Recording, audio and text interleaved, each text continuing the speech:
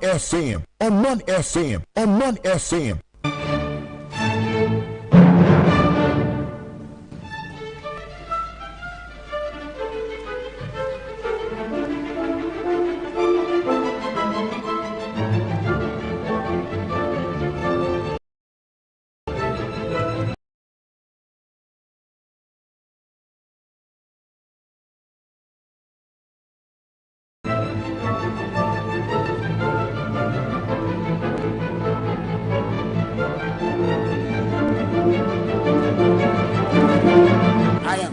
Concerned about who is going to come and sit in this room next week. And I'm urging your son on you. I'm urging all of you here in the Northeast region to come together as one and put your shoulder to the wheel to make your son, Mahamudu Bawumia, the next president of Ghana.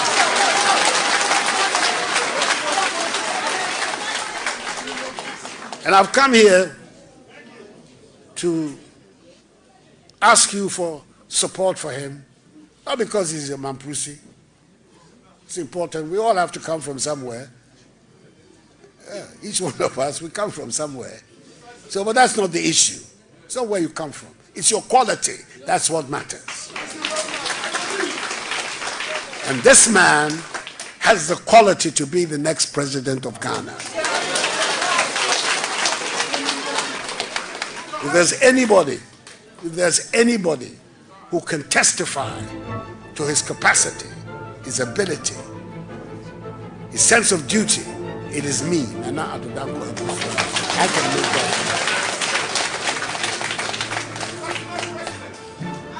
I knew him when he was deputy governor of the Bank of Ghana.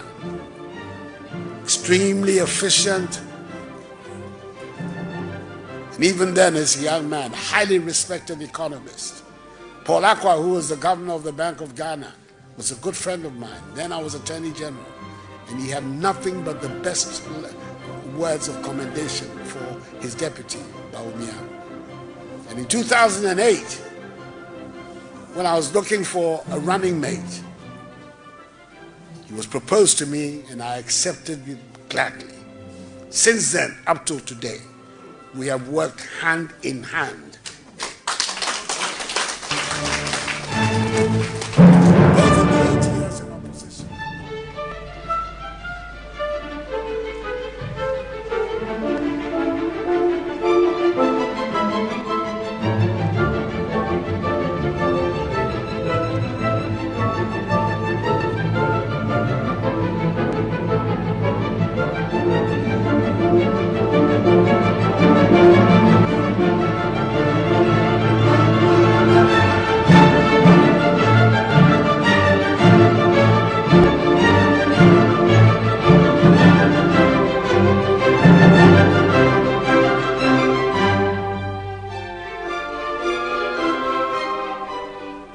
I am looking forward to a debate with John Mahama on the economy, on the country, on the governance. But I'm afraid that he's running away from a debate, isn't it? His people say he doesn't want to debate, but he doesn't want to debate because he knows I will expose the emptiness of his policies. He says he has a 24-hour economy that he cannot explain. It's as empty as an empty barrel. He cannot explain it. None of his people can explain it. They say they will be exporting lions and elephants. But when we meet mano a mano, we can debate and the country will see where our policies lie. And that is where we should go. We should give the country an opportunity to listen to us. But if he chooses not to debate, I will continue to sell my policies to the people of Ghana and you will take the decision.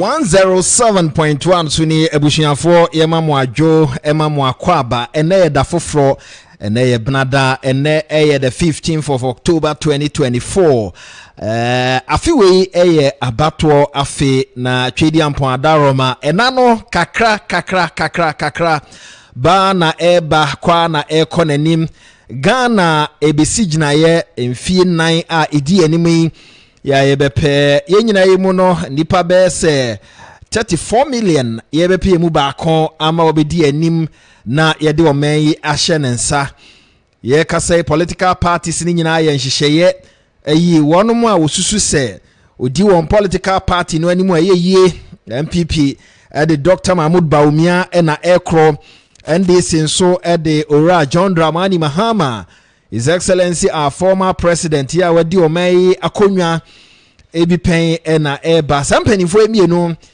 na afia batwo kese no ejina won so na Ghana said enim no ya memu mra constitution no hyehyɛ a waye mu no se yeto aba na ye de oman no hye obi nsa oman no hyehyɛ nyina no kese ejina saa nipa yi so enu nti se ye yi obi na ye de oman na hye nsa na ehia se ye nya opani a ne trimu abo bill na nadwen mu edo na onim nia oye na ote omanfo no ase eti ohia se na ohunu nipa mobo na ote amemu nso ase sebe ya de oman ne hye nsa enkoba se mfie na ya di animo no itranye ya na yekodum so mu te se de brebi esi ye no ne senti afiwe ya abato no ya abato sonko esanse ye kasei NDC Omanfm Rollins breso ebenya mfie nwotwe wobra ode na atade egu ho se soja mampani eno akire no president kofo ebaye ema obedi MPP anim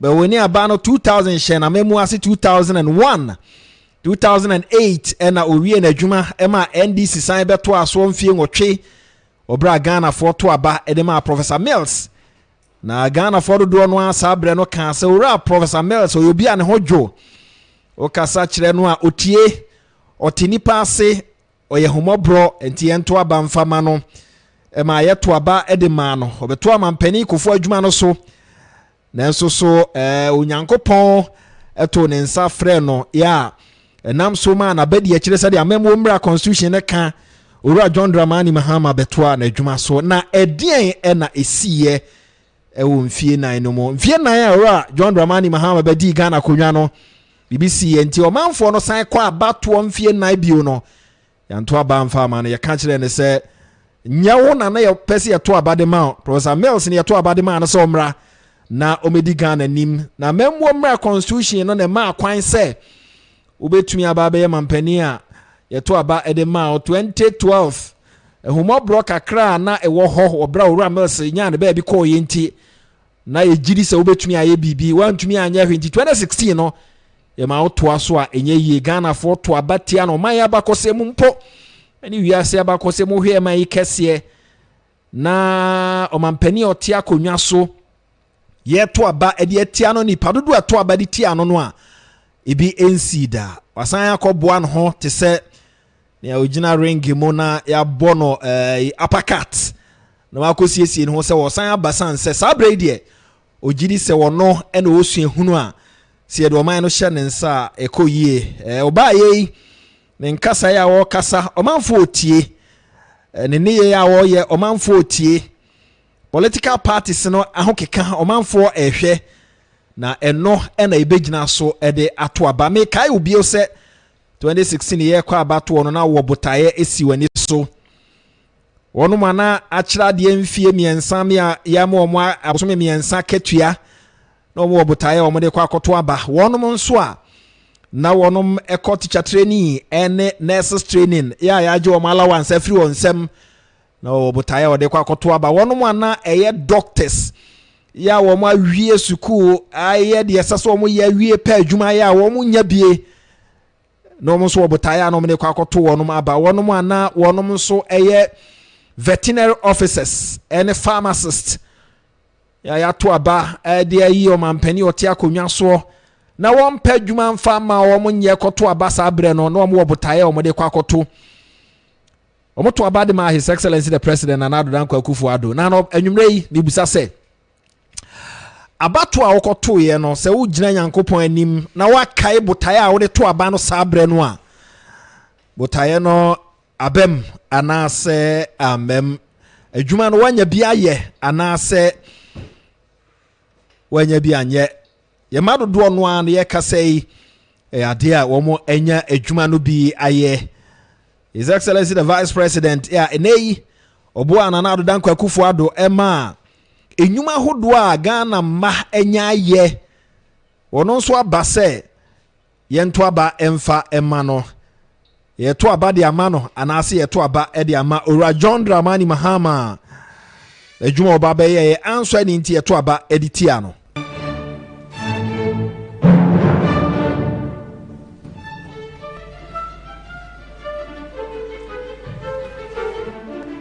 Afia bato a ye kwakoto no ede na wugina so akwakoto aba empempi Ghana ye to aba ye the emotions na eto aba ento ye bo ase ensese ehunu ye bi 2008 idi abosumi nsia obusa se hwan na to aba de ma NDC a we senyame na meto ye we senyame na meto ye na woni baby a wo free ba ohunu baby a wo kro ohunu baby nso a waduru eni de enti a wode wani a kire baby a wo kro ho ne senti and from Swaya in 2008 and cannot be repeated in 2024. Ya buy a nim papa. Ye ka say penifo imi enu a wo se wo mugina na ye to aba edema His Excellency the Vice President ene Ora John Dramani Mahama wono ADNDC anim no. Wiase aba kosemu ene wono ma yesua kabi mamin kabi ede afiri won ho no de ye ne se eduru ho se yi a yeto yansa frem panimfo a omo se yento abamfa ma omo no na yabuso obi ani so ade hunu ede na ye hunu wo Ghana hai ede na ye hunu ede na ye hunu. I am looking forward to a debate with John Mahama on the economy, on the country, on the governance. But I'm afraid that he's running away from a debate, isn't it?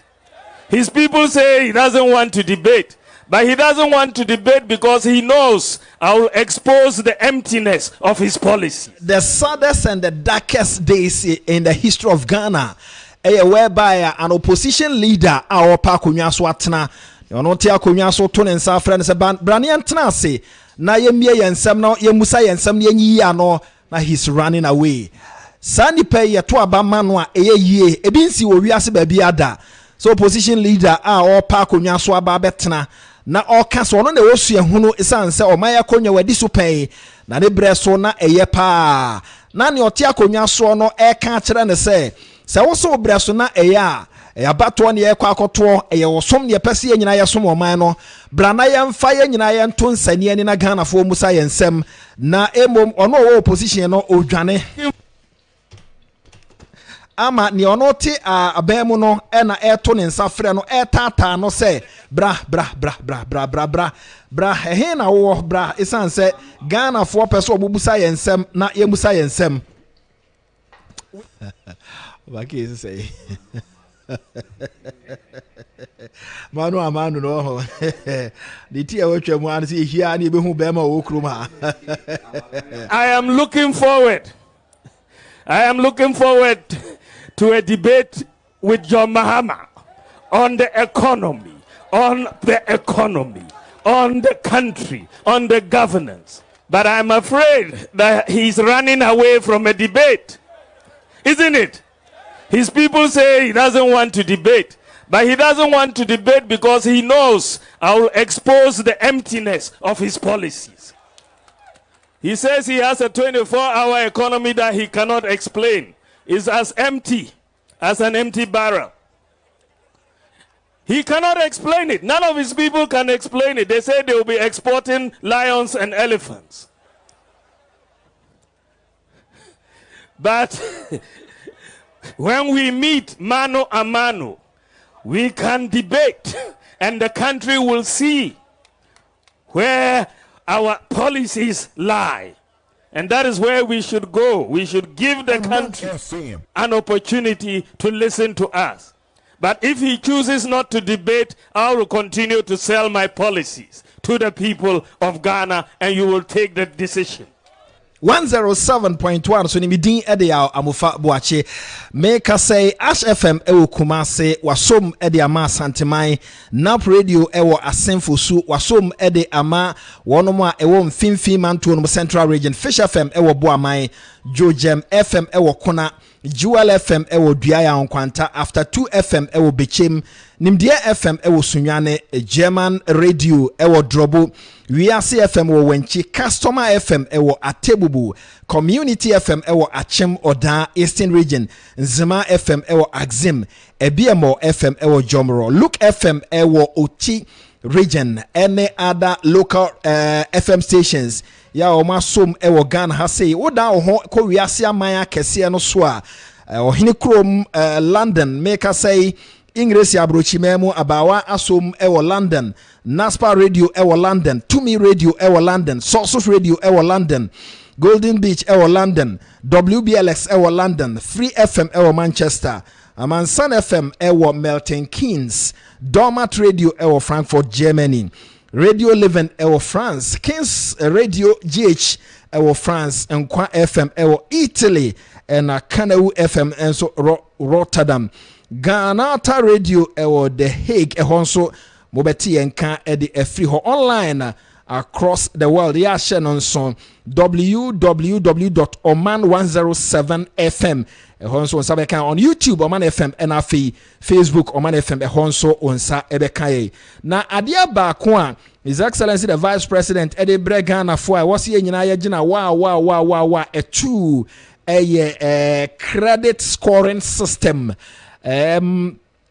ansa na memem panifo aye no mo be adwuma no akwaba no se mo be hwa President Kofo eba be fa Ghana konwa etena so wo bra na owura Rollins aba be di mfie nwotwe ekro no Sabre owura Rollins eba na oye soja banti oba be tena so no still ano na soja ban no wom kakra na wa ro na tade afa civilian ede ahyenti no na rule of law no nheda nyina ne nan so ye President Kofo be fa Ghana konwa 2001 eba no hunu se afe rule of law no na adwuma ye core system no adwuma na osan pagya yesika sem no ni mienu na ejina ne nan so power de eba Professor Mel Sebabe so no no so ba be ye ni obetumi na adodanko akufo ado ene Dr. Mahmoud Baumia ba ye rule of law adwuma papa kabi mamen kabi no ekonanim sanso so na o ma yesika sem kopim se yenya ayade akodi ewu a afa wiase nyina no na yegina ye na so na ye kasai ye sanso so atie sikwa mu na de ba ko a His Excellency the President Nana Adodanko Akufo-Addo ene Dr. Baumia aye a ehon komo no form yes se wo ma shift ye governance no e de free ye normal way of governing e de ko baby a wiase ne nyina e kora niam dodo no ano akwakoye abefo ententan fidie so nkomodie na ehon komo no akofom kakra ana se hon komo no enhye dan ko nanim bebre ya enti brano ye koye nim no ye be mo manfo dodo no atumi ate ase eniema hodo a His Excellency the Vice President na nyankopon ye na dom na onya Ghana konwa tena so wode eba ebu ba kon yes system a ewo wiase amaya kese so a etimi mo hia ni ani sikani eye pe nanso so ye maimu afi na eba honkomodie no anwumre yebedi na yeba bedi a na yato yensa de afre wonom a wo mo akwadare mu ya wo nim ho asem pa no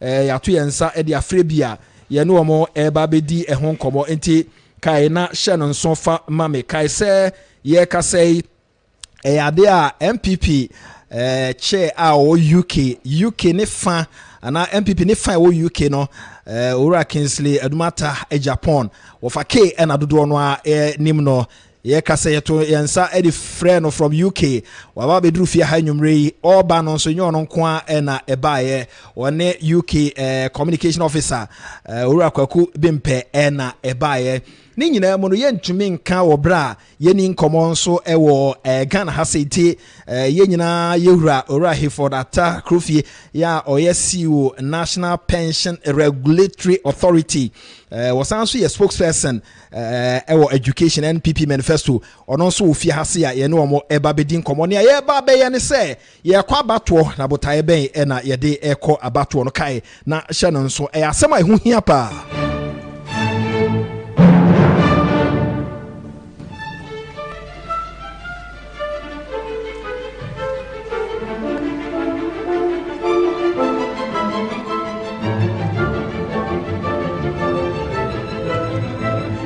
Ofage akwaba eja mejusu bru na what say me ho ye boko de ene shoe no a eso no amofa enne me be ya na me tie wo na intro no ne ade and am say hey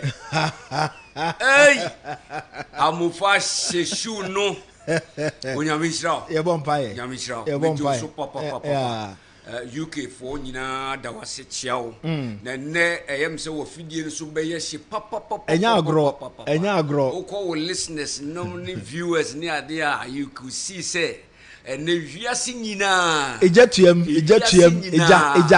eja the boiling ebe huru say poto paja me muse infama yen ankasa yenua obutantim kwabena kwachi onyam kopon twedi ampon emfa ne kra ensie ye emfa mayen wogya bibia to wiase a eno na ye nyina atetien na de ye nam na ye wramfi nso da boiling point ye wramfi of ada ade wa ko asem di twato na me de kaio papa ya wotim nsani fa so yi ne nsem na me nyiniye e politics mu evi se ne penso na me joining MPP UK na onu na oye chairman kesia so time when you're talking about chairmanship efa ewiase in terms of say ye gina radio so akasa me tina dem na me tie no na me sua na ntitie ni mu de political diabolics ni mu chechire mu ni ade chairman Atakrufi former chairman of MPP UK Onoa na saye the former CEO ya obonidi na mame fa fidikase so na me nana siamufa evise se nye wo mu nnwuma a wo mu aya na me nchia mia me mame oba hima wo saye wo hene Mrs Comfort Arthur yankasa ni nkonyo din de me bonus ye ya otimi hu se nana sompa hene ma me mu ase emfama no no the chairperson of Council of Elders of United Kingdom because me chia be wa chia empanifo ni nyina bo me chidom no na me mame o ya ba ya young girl pa e be me papa ono ne me spiritual father o ware no o young kama nti ono no me friend me mame prekope Evelyn Apia Dankwa ono me papa Reverend Apia Dankwa ene muamu nua ba Sofia Omanfm sister omuso mutie mu denden ya do ma se nkan kire wo se ofidie ne se ka ade a obie mu na ye bie mu anko obese bie mu evi se abna nya akote ne nchen obetena ho na wo sosom na abna tu anamon kese oni ni kunu Mugabe me chia wo yejo omojo so na no interview na o ye no manage home because on the swaba wo mu why ho na me nkre anyway ora kwaku bi mpa kwa ba boko de boko okay enkomo but and then the first time I'm about Omanfm okay chairman adaruma okay you know better not say na ohini kro bo ho boko UK ohini kro mchale enkoye ba kusa wo I wanna just say ba na me na ba ko so say it me bedru hey and I make us a condition mundu no ma me na I don't want to have anything to do with our the person we are not simia but I thought me go back no no my rebranded completely amazing the Ghanaian complete ba fie ame console na me dey say MPP enkomo de enko anam de be ko mo eni sidie ne de e be ja na ya enko ba bia enko nketekete no e be tuo bu nyina gu ba bi e nyuma kase the big ideas obra Obra Penny now. Obra Penny Ojani debate. Ojani debate. So they be almost say His Excellency he was Johnny of the economy and also digitalization. Now, Omonya always say digitalization and the economy. Ebo, ono se mo mra me debate. Na mo so mo se mo ma. It is say no onya ne debut. It's ye na e be kitwa ho nyina wa ha. Na no o ka kire ngrafo wa anti. Onde o te ngragaza. Onde. Me te ngragaza. Over zonde. O ye me dia mete but me te ngragaza.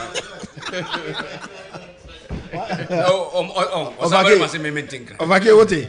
Enkran. Okay, meba. Bon mi chechro mu. And dem chechro mu. Meba.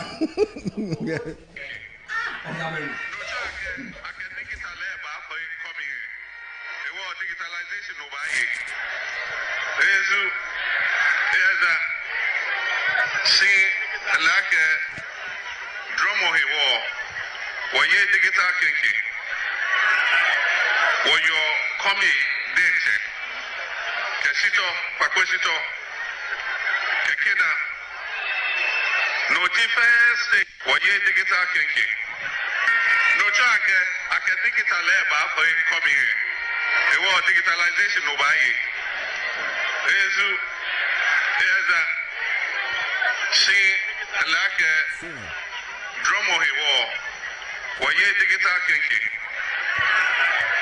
What your coming dancing? Kesito, Pakwesito, Kekida. No defense. If it's a corner possible. Ovake also what you have here. On Aye. Tre mami. Ngragaza de. Ovake also say. De wo mu nyina ne say. Ye wura mama won so tenkra pa. Pa. De me tifiri mu no mete dokunu din wo mu a wo se komi. Na mesati digitalization na mentumi hu se opeso o kire se digitalization na ye aduane o mbedi. Eno na mu bedie. Sa no kai. Musa mu na mu hia kwakoshi to ne. Enti asema opeso o ka kire sebe ye nuanom nkranfo no se. Digitalization ye nwe. Dabi I say krata no. Enti ye nko wi kakoshi to. Munya kwakoshi to. Ye den kwako. Kwakoshi to. Really? Na kwako ni ye de. Yamako. Edi ufri ko nketenkete abamba ko nketenkete. Can you imagine this man? Yewra mama mo me mo na baso. Messi afra bibi confused.com. Na zana oba move free sa nkoko nketenkete ni mmako nketenkete. Aye ba bedie. Won hwade we kura me. Na wo me dey because I said the mini camera ne. GP wo camera pa. Oh yeah sure. Eti GP1 for say. Me buy a medium envelope kama. E dia bre e friend say.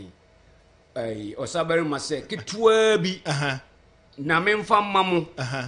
Because woni ofa kwabna kwachi na year say adwuma no for long time ye be sign contract advert ni ade enu nti wei ye kwa obia de bako misrem munnom na ofake oba omo ka kire wo se munnim oba ba bia ye ka GP wa de abehim wa heda ye wa advert ya bi me nya advert me be samo yare wa page ebusa se e ma hu se wa sa page ebusa se wo mu ana mu ami wom wo de wom amuba koso GP wa se me kan chem for the most Ukrainian envelope no ense dance nada na ye kan go konkete na na GP1 ba be say ya wo fa kwakwa ki so kete of ake twen be don't be smart wa ma unu anum ya nka bi wa fa nyansa na wo yo advert ma you afri ni yimi free o ko bi be yanko ba who send this for no bibia e joke ma wo so we here free stages by no obuka say the free stages e be dia na e aduane. They were saying that. Okay. They were going round from the crossing, getting crossing. I can catch them on my phone page for you say. Mami majo free SHS no. Aduane e be dia na. Anu so Omo ka bi pen. Eti omo di chese aduane. Ade de hye anu mu yewe na apia baby 7 no. Eno kwa ne wo mutrimo. Me nua wa campaign na nanom te ho. Enem edom wo ho. Na ubuso omo say digital no na mu bedi na de mu hia ye kwaposhi to ne dokono na munya ya fish kan ho awie we no na no na mu bedi amofa se minsuran ka meka se ya timdidie enye se na meka na ya no ho abetun abegyina abeka sa asem se unya ofufu obi di wi a wa wie chase o hwe anim se o se na wo no masa yempe bibi nkan ayo mahama ma a wa wo mu se ni o si dom se ni o si di o mo si yie anka obatan bia pese ne mamtimi enye yie, which is very good. Why do you insult the people to the extent to say sabe woma etimi e drive Ferrari mu ekuta Mercedes Benz, very powerful, flying on a business, not just business class but first class to Dubai and everywhere, and you look at the people and you look at them really well and you tell them say mudiane dokono ani mako enti mumu de mamu mano asetena mu entimi enti systems of the world a de empuntuo eba wutimi tena Ghana ha eye adwuma e wo Dubai because of digitalization. Say ya employ wo India, ya employ wo Australia, but uti Ghana ha na okuta wo laptop na wo ye adwuma dia katua a ye tua wo ka wo pound sterling wo United Kingdom. Was it no be there? Really? Really? Yeah. Is this the 24-hour economy explanation? Really? Papa na mama di ne ho ya papa. Sa no ye hwe okwa ahyan man. Ohwe o mo hu se environment ne ye moto environment no. E na o ka kire o mo se oba okada na oba legalize no okokan no ahyan man. Enti oba no ohwe mo a na obu se obu mu se mo ye okọ kire ha se okohu nguko buo kakra na ka chom se ye bebe ye be ye nguko ne mpra ko nkakra instead se de kura kakra no beboa wo improve upon no dabi onye dabi asi edun kati ase nipa ni ti no se be yenya nkoa ne yensom pepepe na omo nsoso nkoso pepepe yen ka fom ha and then am se me gugu kenke joints one cry ha, you have no idea. And people are selling because of digital. They are literally online. People are ordering online. And it's being delivered and he's to their doorstep. Digital is selling and sending. Even the kenke you're talking about, no. Nipani tinifie and I say, "Yamfana say firm you to say mo company wahai. Na mo break or lunch. Na mo ko online. Na ma order mo lunch ya di dokono ne ni makono enya dokono ni makono nye problem Oman na mo ni ono si digital no a obi di tifie right now wabie ono kwa wo ne de ne kituwa bi onko ha shop bia ya gina abodin bia but wa ye kenkeni ofie dokono no ofie ena ono no de ye order na ne mano a wo mo hia ngoma no agye free online na omo di order na ba na ya hihye na ye dia ma okada na tieni yo pepepe okada na ono kra se ye promote no wose ma omo nya online service no kra mfa nsoma omo ema omo nko deliver kenke wo obi fie because eno ye tabu nye papa. I see on one hand usu promote okada for kra dwuma momo okada for enso kra de omo di fa nipa ni ye kra ye ka ho asem, but delivery is allowed. It is now obi a ono no esese okofa dokono a obi a order na ye de online na order ye na ya chiaka online momu atia ko chiaka ama ya di esika awie na okada anya ne share na oko deliver na ne yire sebe onyim na okowo onya bidi na ko na wawo afa no afa no ba wo se no no enye papa na mom obi an tena fie na obi an nante form so oni sika ne bi kura na ana oni time odi be kwa akoto aduane na obe order na obi an sorry free ne desk ho na nyuma no no nkoto kenke na nkotena se no ni because digitalization there eni kwa asemu ni din komo because ne ho nya kono onye papa ne ho hye da nye fesa oni animu onyam bia sa enti yenkunu ni antono ntwene because enya de pa but ono so da bia oye online banking onimye all the businesses are oye nyina say ye Dubai say ye South Africa say ye America ne bibia ne transactions are oye nyina digital because ontimi yewura mama I don't believe that right now what says sika ku kentemu to ade biem. You are operating on that field on a large scale. You have businesses. But you're telling us it's not good. How do we listen to this man? Because we are talking to the middle class people here. Baby onim the constituencies are targeting around the your friend is saying spectrum no aye ka ho asem. Edi yes atena ha na ya ntimi ankyeremu amma Ghana fo ntimi ante asense nsem na wo ka no eni ti ni floor na ya dwenye ye se yen ye de ya dwene mu obiente obi ate ase te se ne ye te ase na ye nunu ye ho na ye sere. We need to make Ewura Mahama say ye betimi ama ne emptiness na ye wura baumie ka ho asem nye se wo ye empty se be onim nyansa ho. But the man is completely empty of ideas to say a bit media teacher of mine. Ni wura fi ne ho. So nimu ana ya eyeboa so nim dia fine. But e betimi so ayeboa pa ye. Boa pa ye. E betimi ayeboa. Boa na me kan so ohwemo a na ohun se we me he. Mo dia me hwe mo ni mo sem kokon.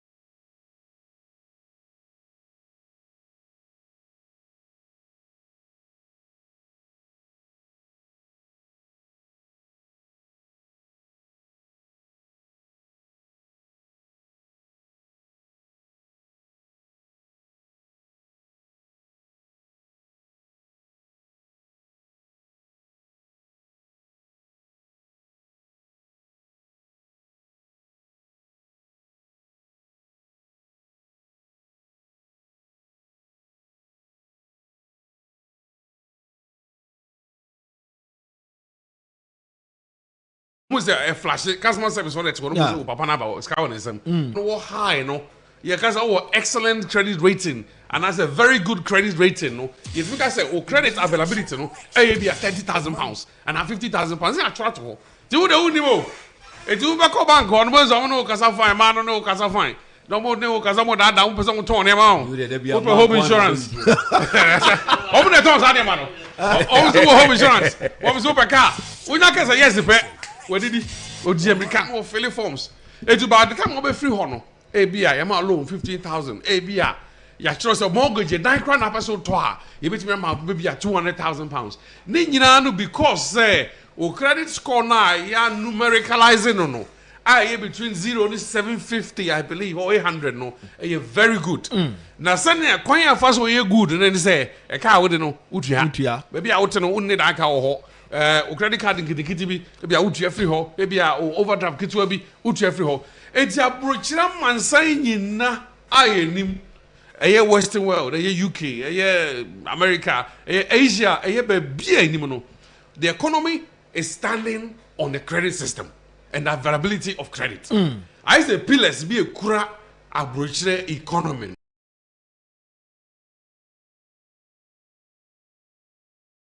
So when you say economy, the buy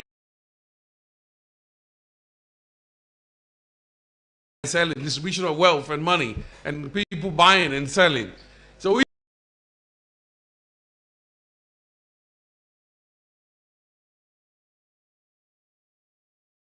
people are not free wa a jury. The credit are there. Abrofo mu fe ni agro kra.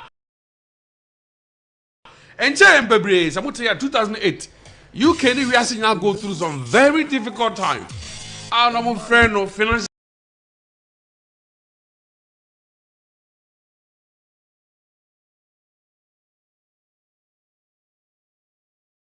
crisis UK amanone and US na South financial crisis no na se hye ne say wo mo de sika ema enipa bia na sabe omuntimi ntua na yeso omugye no enti afa ne du ba bi no na income no expenditure na maache enti afa wo no wakogye na kese a na muntimi ntua particularly no dan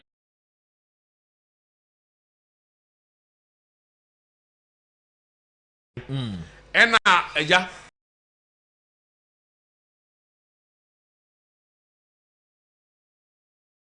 abrofo ma bin abrofo de bin de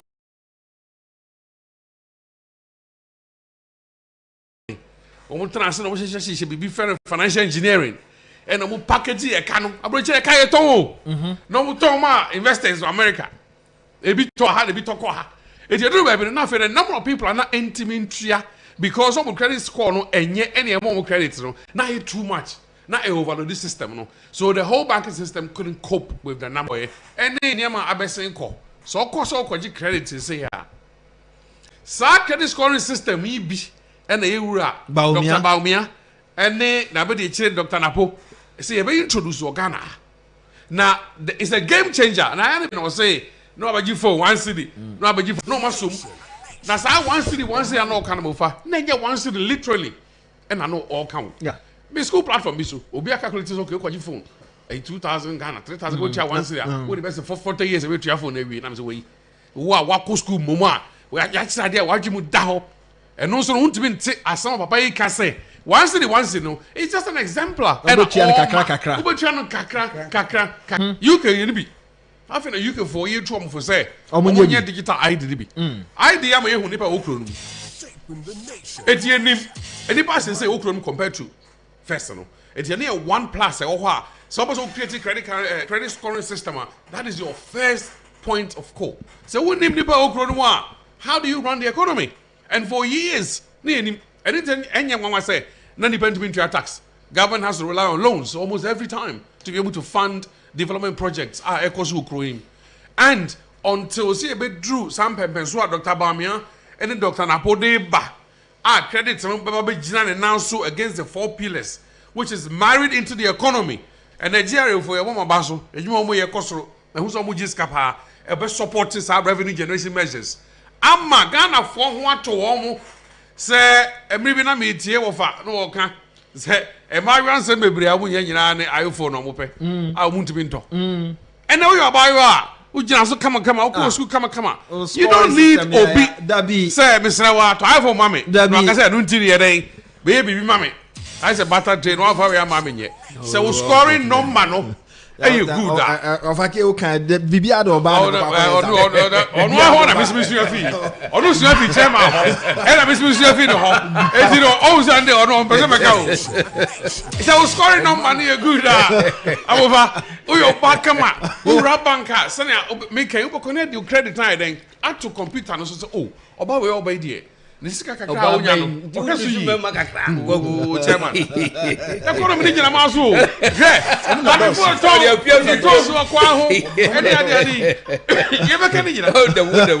just we are entitled to be 50,000 Ghana.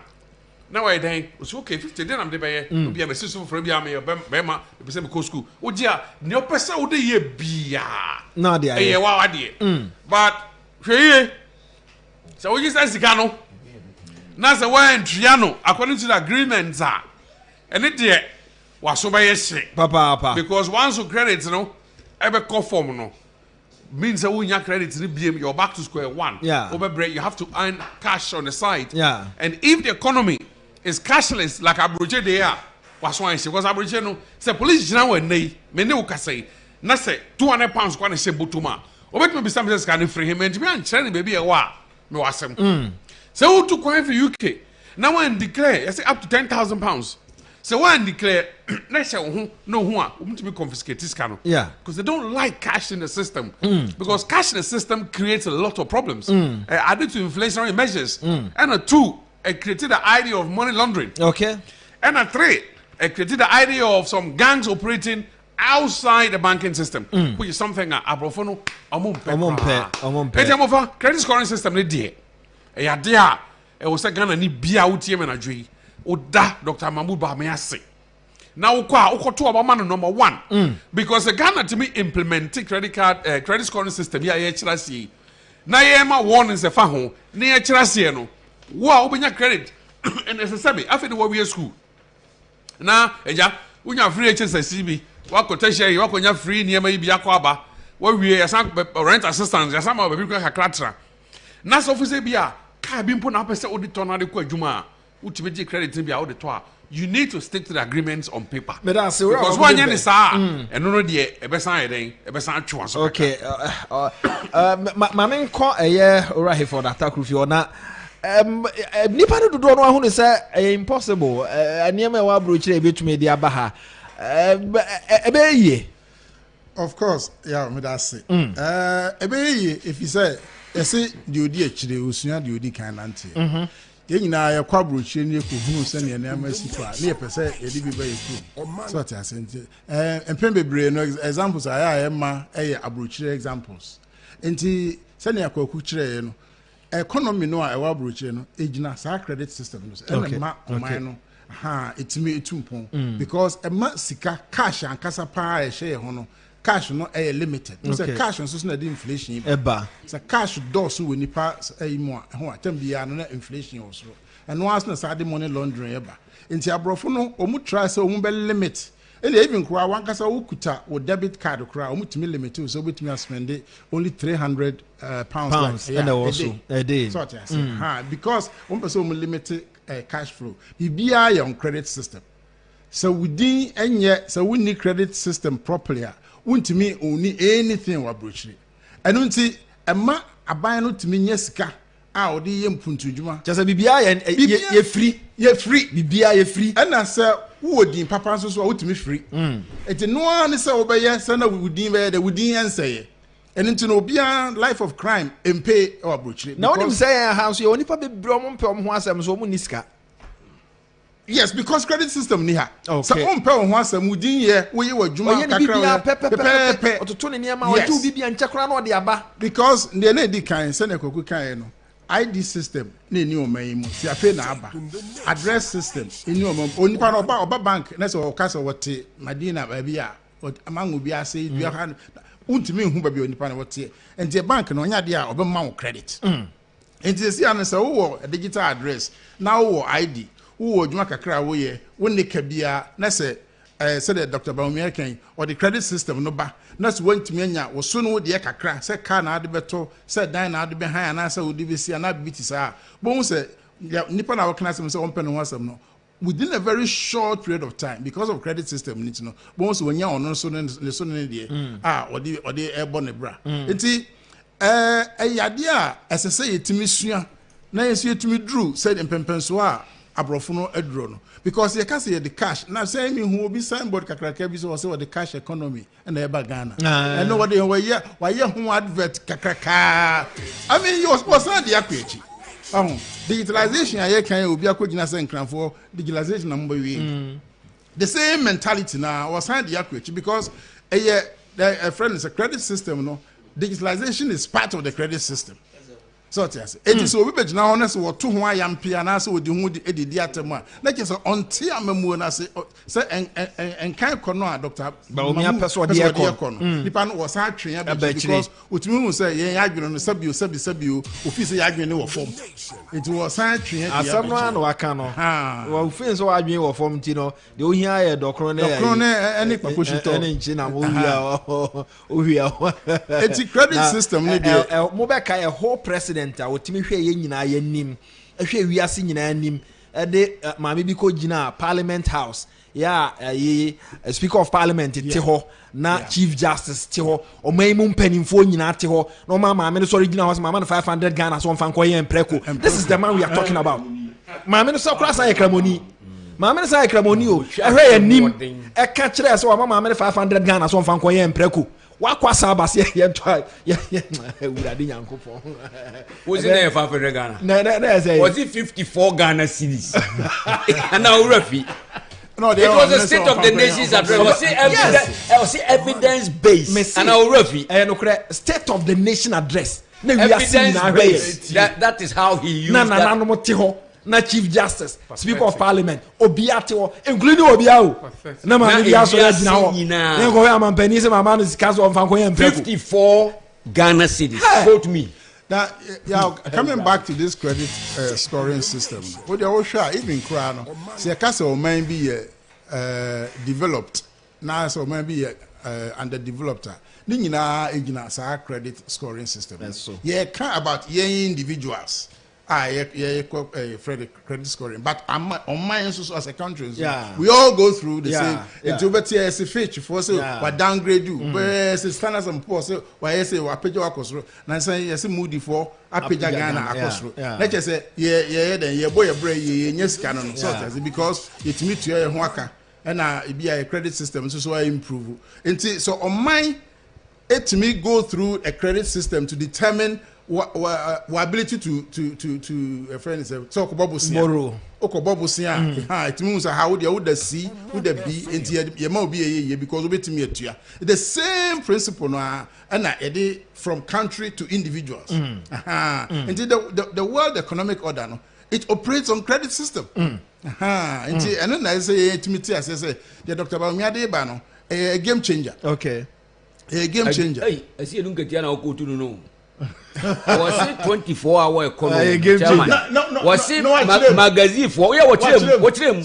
Was it magazine for now? Womu tutu boat and not a wiano. Womu enkonko ye juma anado na yentin kania boso mano na no na ye game changer. Uni. Yeah. I say a game changer. Yes. I see you don't get. I say a game changer. Wiano unjia kania ka.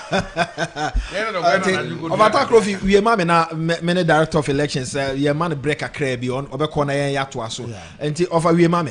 Oh, there be no say I might go through a credit scoring system very well, and it to determine so my way very well. With me or then we developed and also okay. Some individuals and so no you have to go through the same system. Okay, all right, Vance Makwa, but idea back one, yeah, me kind of say you shift your governance no to a different level no hon komodie pa no nheda nko fom na ye kan nyina bibi foforo a eba ya empomo asua de kra no gise otobo ase no akire ni mu ama watumi ate ase but hon komodie no nheda nko fom yie sa na onim se ensesan de asa wo de ba nipa mu na se woni na ni hon komo a ya na ehon te ase no ayi bibi oho eze de mo kan se metimi akobo bosia metimi kobo bosia ne ade amokeke mo de mo experience yen aka no e na aka mo enti mame ne ora Evans ni makome man a few minutes na wako menu akwa aba menu amejo so wako mti say me ho ya na nso aye Oba de adaroma.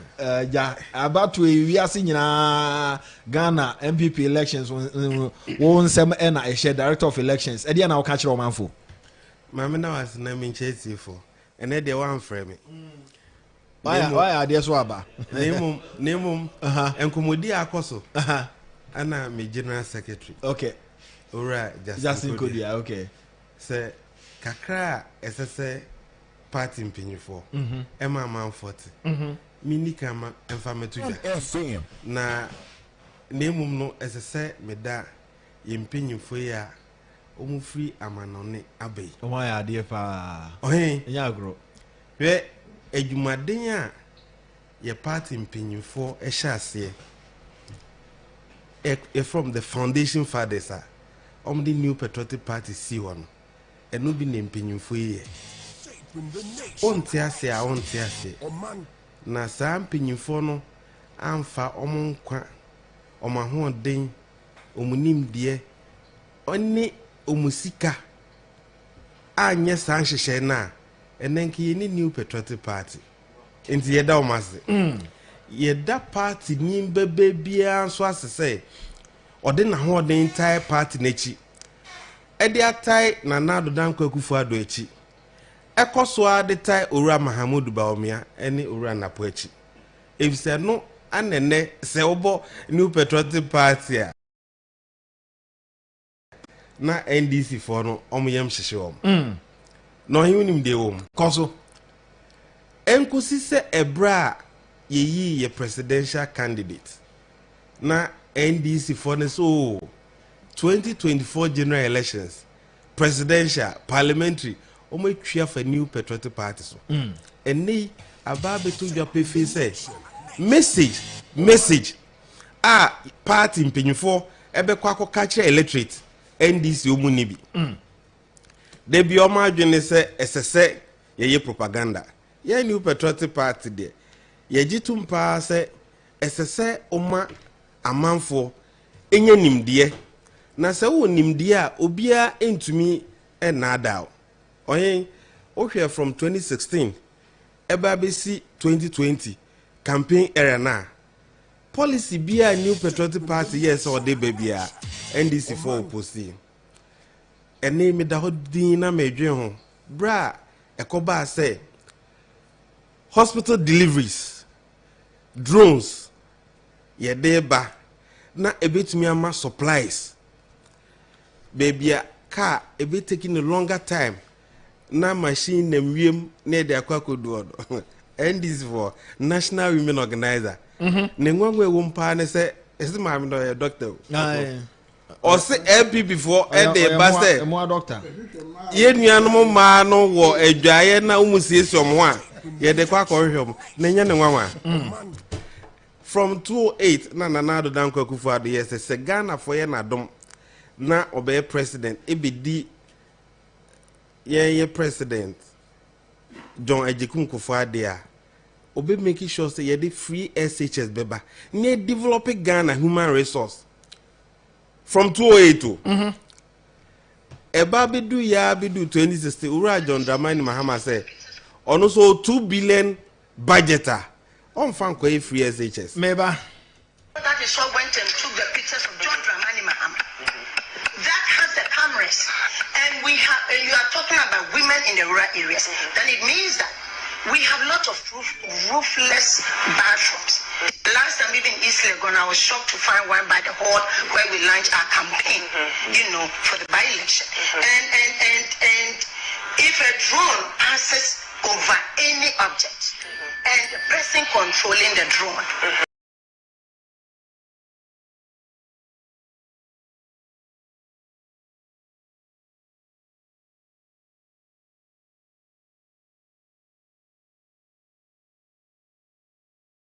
With a remote behind a screen, whatever the person sees, the person is like clicking.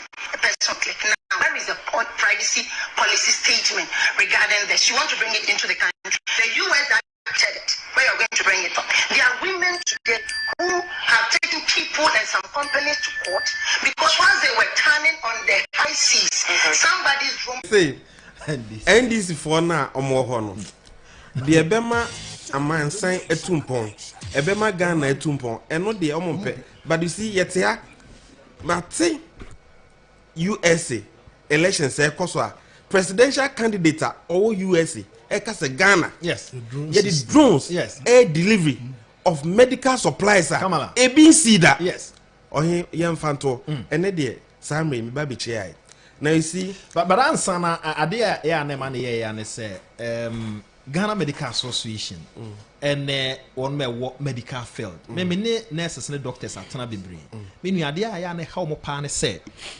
or anko access to a medicine bi obetumi a save obi na nipa ni wu no mo hwe no because e be take 30 minutes and san na bi aduro na ba bedu o mo hwe ne saa na okọ off ade yi ba yo mo nka ho hwe ohin to base New Patriotic Party yen ne wa bemu yen ne de policy seba yen ne be kan yasem hwe maybe twam na owuraje ekofo osi New Patriotic Party yen kan yasem na manfu hu ehu hia ebe hia se emi bi a Ghana kanko ebebo ma adwum esese omunya akukuduro se a New Patriotic Party ana ebe ma sa mpumtu no aba menu ya nti se wa kwa yare samia mebo ohin memo ato aso na ye doctor na bi kura oba na esi ye nti aduane kura wontimi ne bi na wo ra ho sa se ade o menya duro ya na nne aba na e save nkwa na e sa boa ma wo so pressure kura aba fom nti bi ono kan anya ye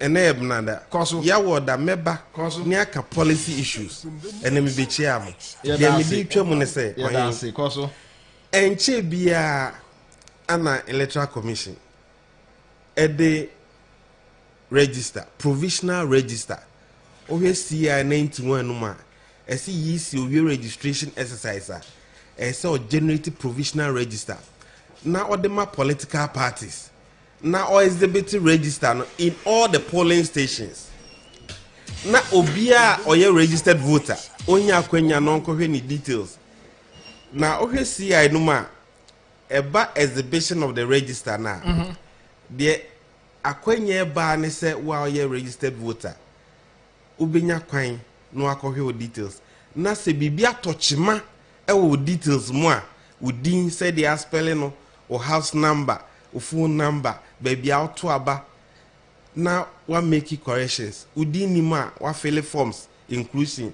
near the abam udin wom na mistake wom a wa fill forms a corrections no a corrective details enti sa pepepe ekoba be sai yenuanum NDC for say omonti asieda if you say o here register numa nipa be 15,000 bi wo ma electoral commission air transfer untumi trake nipa be 248,000 yi say registration bi a ebi nsi da nipa be 50,000 ewu registered ebi nsi da enti isi se wan hwe san hye ya 17th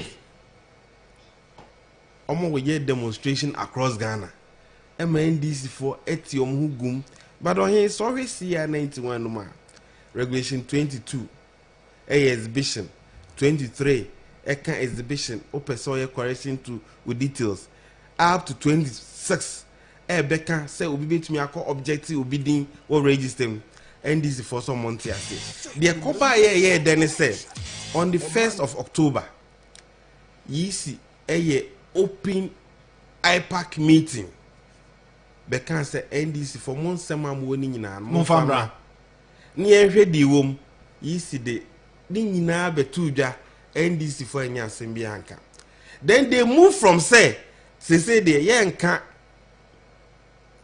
the omokano forensic audit of the register BMO afi the omo say forensic audit of the EC IT system omo move from register to IT system omo enya evidence bia so amfa mo enti October 1 ba betwem omo enya asem bia anka de wumpa ne se omo sem anomo ne EC akohia ebeto gen ba akofo din sa ba akofo din no kra no na ni din wo register no enei Daisha on the first, Yisika said, Nena Ochumi Nuechi, 2 weeks later, on be share political parties.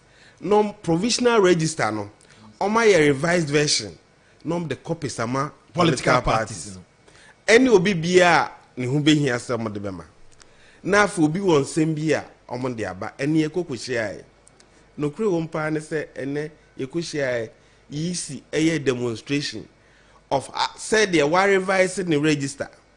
What they be conducting general elections. Yenkuti a union mandis for say. It is all him what way. O voter ID number ne crowd no. Say obosha system no ma enyu di ne beba. Name of a di ne beba. Sa no mo ka. Hey. No ma di miensa. Okay. And a yisi se munya botre. E di miensa na mo de aba no. Ye be kwa kohwehwem. Ne kohwehwem ma ye be hu se de mo ka no no kre anenye no kre. Na ID numbers there. Obia is entitled to one. Ohe no kre wo mpa ne se ene yisi bo edim yensa ni nyina gu ne system no mu no data na ekra NDC for no kre bi anim na NDC o mo ka se wo ha ohe unim emu 95% enya no o kra data bi a enye papa ba si NDC for mo hwe ni ye papa no makofa no o manebo ama ene papa bi o friend Dr. Computer any a brand TV omo friend Yaira. Omo no ye in charge of IT any omo electoral affairs. Megidi say they are confusing NDC leadership. And yes sir. Oma meka say there are over 248,000 registered voters that ya transfer no krebi enim. O hwe data no ma bibia say enim. O say nipa be 15,000 ya transfer ohwe abibien enei musi omo nipa bebroba omo de miensa ne ba no he onim so hwe CI 91 mu a regulation 29 ohwe 1 and 2 na ese unipa bie ni ho esese ukra obi ne voter ID card ana political party ukra obi voter ID card no obi di aba ho ana omo no kura bebre ana yetie mu se ombebo miensa pe miensa so no ombebo ye no kura bie anim Nanim, ya din. Na you see, bra NDC for omo ye omo dede no New Patriotic Party ya nye dede o. E General Secretary Trokoma yisi say New Patriotic Party ye pesi ye bi hia na ye discuss ye concerns about this register. And a yisi dey for IPAC meeting. Na de na ye ne say ye printed register kwaje ne ma ye polling station for nyina any constituency for. And ye investigate obia or register no so into here mention south ye objective to name sir a court no court say sir transfer ya NDC parliamentary candidate no enyina mrem skanfoko baby free buy. That's what the New Patriotic Party don they be like say New Patriotic Party about electoral related issues are yeah professors or mommy students omontiase na omontiase so da inti so what would we need the chira CIC wo ho 91 126 127 se o pese o kan okre na hu de mrane kan o de be adwuma omyo say obeto omo national chairman we see dinkete obegina o kan den ya say electoral commission the New Patriotic Party we are in bed to rig elections. Yenye bida ni yenye bida. In all times I win elections no. And ye who sit there as the EC boss. Name my New Patriotic Party party leadership a training agent at every polling station. Ye wa ye need ho near interest of the party. Said the beya New Patriotic Party be inti no ho na mo na etu. Ene de me be chair. Now he unim omo argument bi ne say over 50,000 people are omawu e register no 2015 Mama Charlotte say the Justice Crab Committee by Justice Nyamefa ne crency committee ne tena ase a otie political parties other stakeholders and sem nyina no or conclude say there were about 580,000 dead people on the register. Inti yisi nkono nko cleaning the register. Sabre no NDC for key spokesperson ore si dunketia. Or said the register was fit for purpose. Na MPP ako court ako lusu. Yisi ne winni wa court. Inti de wako court ako winni ene de wako court ako lusu. When no credibility. Yisi ne credibility. Inti Urano Justice Crab Committee to New Patriotic Party asem na okano entumu na on allow yisi no na onye najuma New Patriotic Party ya mpabo ye hone party for across Ghana discussion in the 2016 elections Nanado won with close to 1 million vote difference and ohe make actual ye no the owo voter list no so eno ne de ye adwuma na bia wa adwume was New Patriotic Party there eba na say ye pese faculty kwan bi so de na mra kwan so there and you are getting it wrong mama musu asem ba ko ye ansa na bebu sam sa asem no aya na ore si du nketia no waba no kasa te se bema onu na chi obi ani ho me kan bible mu yesi Goliath oyokofo a na chi obi ni ho osimu se okwo a obi anyina nanim David nyankopon hye no ahoden ni tumi anyamede ma no wodi ni sunkunim ye New Patriotic Party ye presidential candidate any Owura Mahamudu Bawumia ne nsem okanyina ya abotresem ne nsem okanyina ya nsem a ebeboa Ghana nkanko ahobrasiem wa apili to Ghana for eno ne mpaebo a New Patriotic Party ye botan na chi yesre ya desre de ye pasumdwe New Patriotic Party ye ready see be sign peace pact say ansene be call elections any bra be call elections any bra be we elections basa in Ghana de tosu mienu ne say Owura Mahamudu Bawumia o se esan se de wonim any ne policies papanti Owura John Dramani Mahama ni tie why president pay omra no munye debate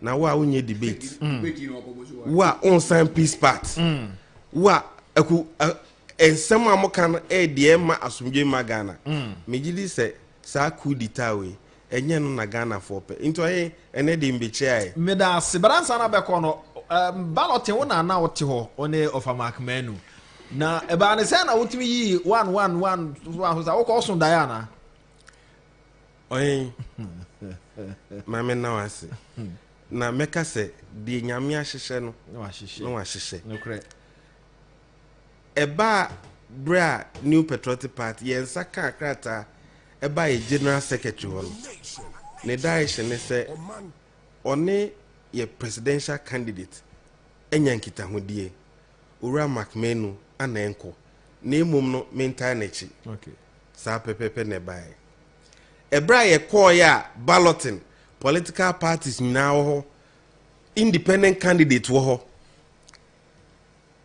isi yes obe start ni processor or the be balloting ye nuanom NDC for yes ne balls a ode aba ode papers be hihiem na watro numbers ewomu no na ode ahiem no NDC for some person examine sa balls no okay inti Owura Fifi Kote ene Dr. Omanebo Ama okay omumie boss na 9 because 9 political parties independent candidate convention is a political parties eto abawie ewia no mo so ayo mode into 9 political parties into 9 balls into it say offer Kofi Wahai offer no hwe ball ba ko a na me so mafa into nipa 2 no omo hwe balls no 9 times 2 years 18 times mboa we hwe we wie omo bi enu no Omanebo Ama hwe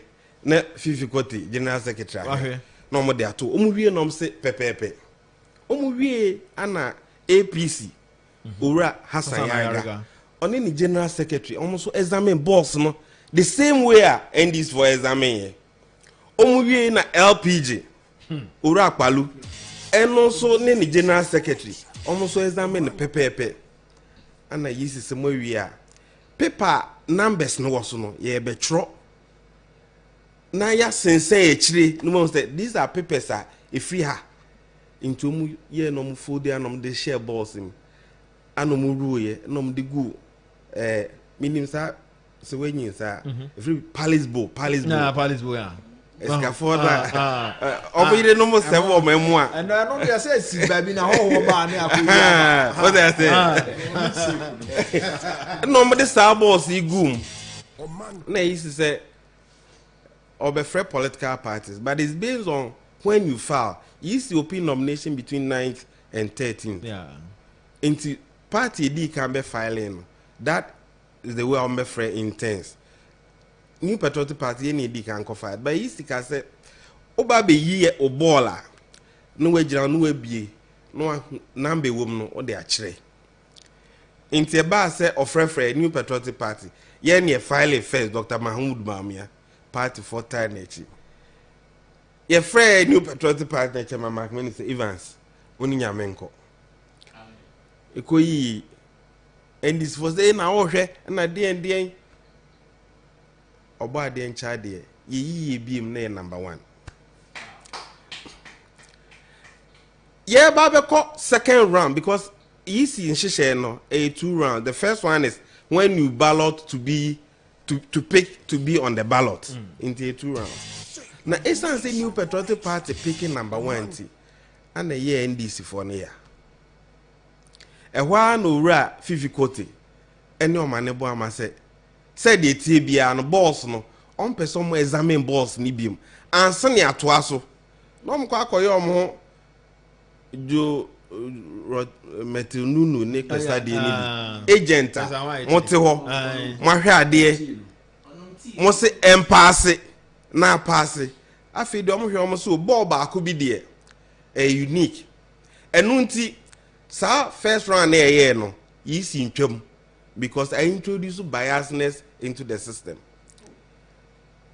because that ball no unique say kire baby one ba mi gidi pefe say se nyame ncha de na NDC enya number 1 and common kasa but the nyame baby ai e ko ba ye omo ye omo de ma nyina ko si se enti na omo change here oh sa ball no yi free okay and yi at this point Emma omo director of elections if we do paper see said o ye no first one na edi hihiem ne nwanwe omo ne say NDC for say omo kofa opaque polythene bag emra no mo fa balls ningum say the omu ye fisa transparent vase num and yi si kofa green polythene bag green or him green underline green enye this vocalist and yi si ekofa by no balls your digum and oso ano no and woso ya the blue ba han ko mo mpene da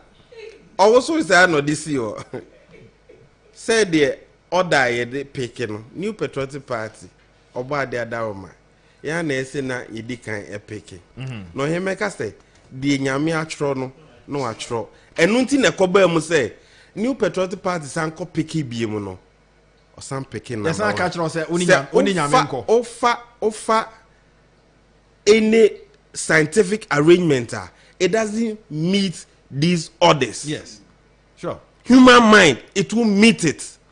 Intenye nipa na me pese mbusu asem o kono o fa kan chiro say oni nyame nko second time yeah kono second time na wo say o ahwe video ni year when say new patriotic party ye the bible koye ye the bible ekoye and I'm saying say your presidential candidate no oyobia ojinyamidi obompaye na onfane ma ni agro enti enye akakabensem say the already dunketi etenenka okay can say enye NDC for their Ghana emmo into ahe the see here balloting ne there nyame nipa entumi nchase the besi biem etoto aso ni nyina no nyame nanka ubetumi aka say nipa 50,000 ewu register nipa 248,000 enim nipa 15,000 transfer for evidence bra untumi ma ba kwa de ko bae no register them and ne ya ye call IPAC meeting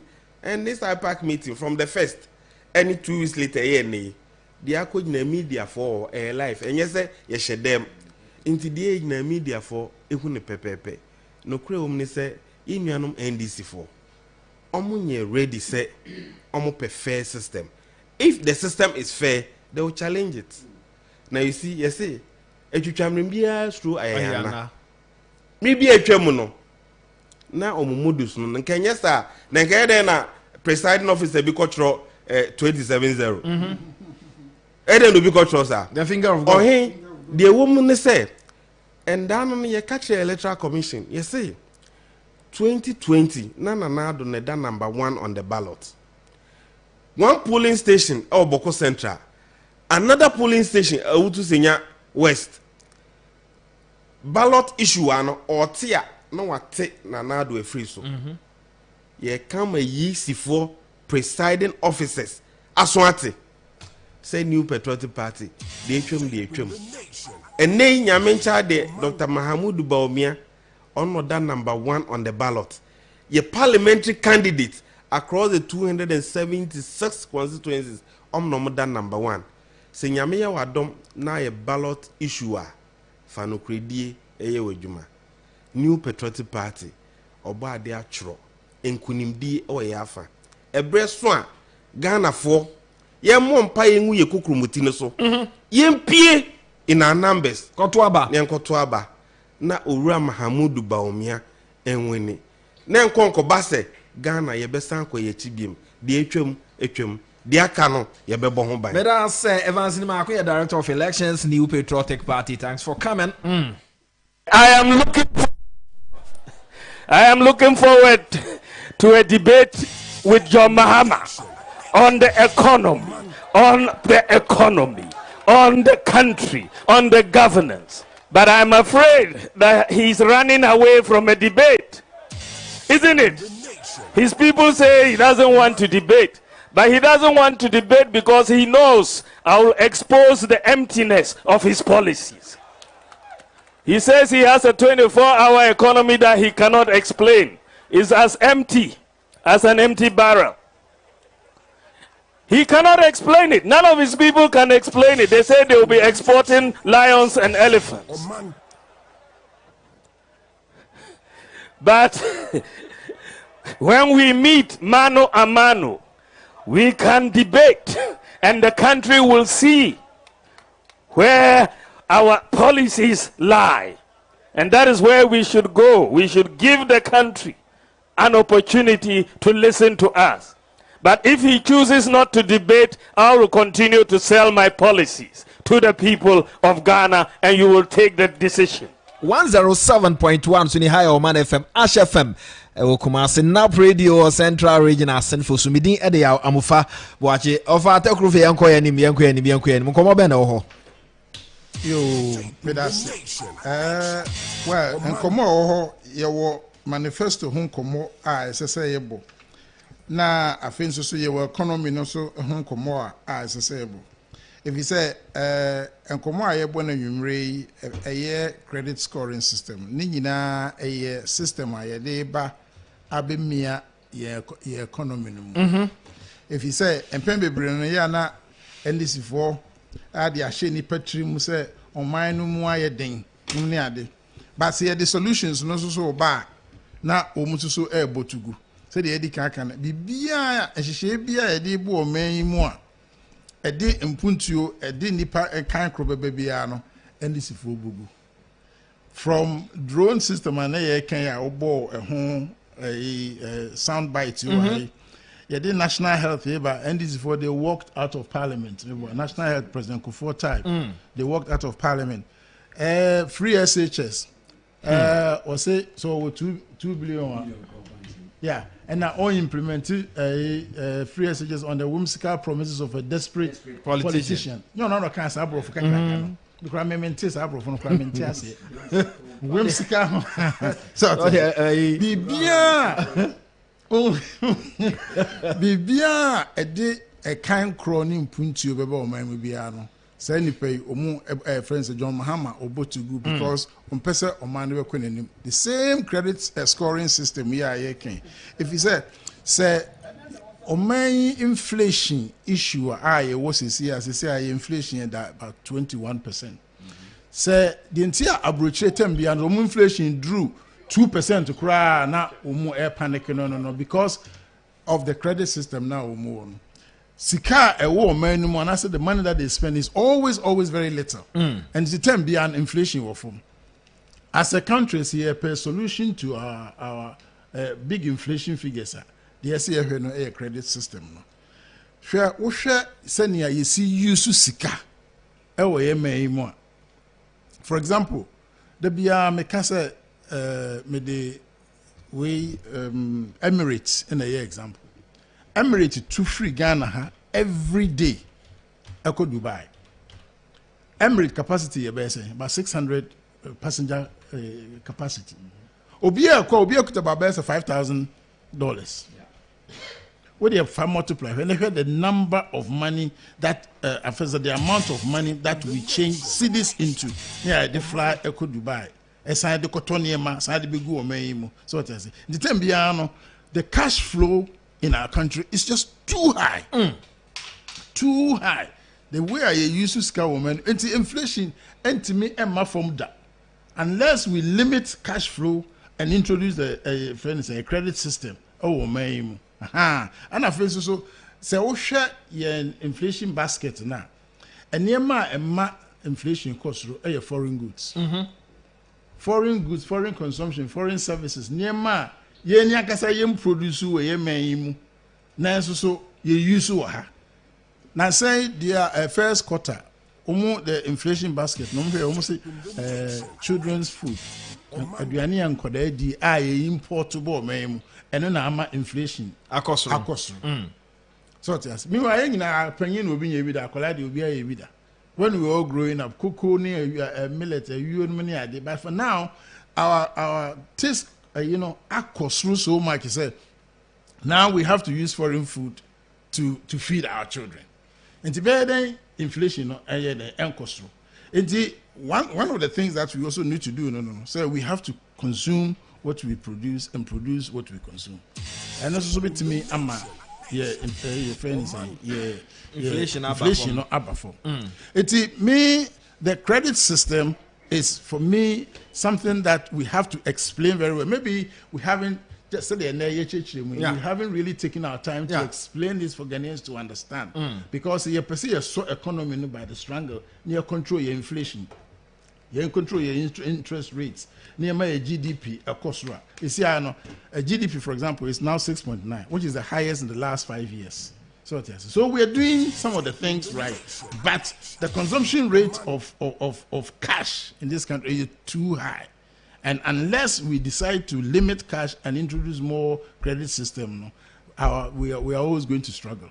And Dr. Baumia, the guy is a visionary. He is a visionary. He knows how a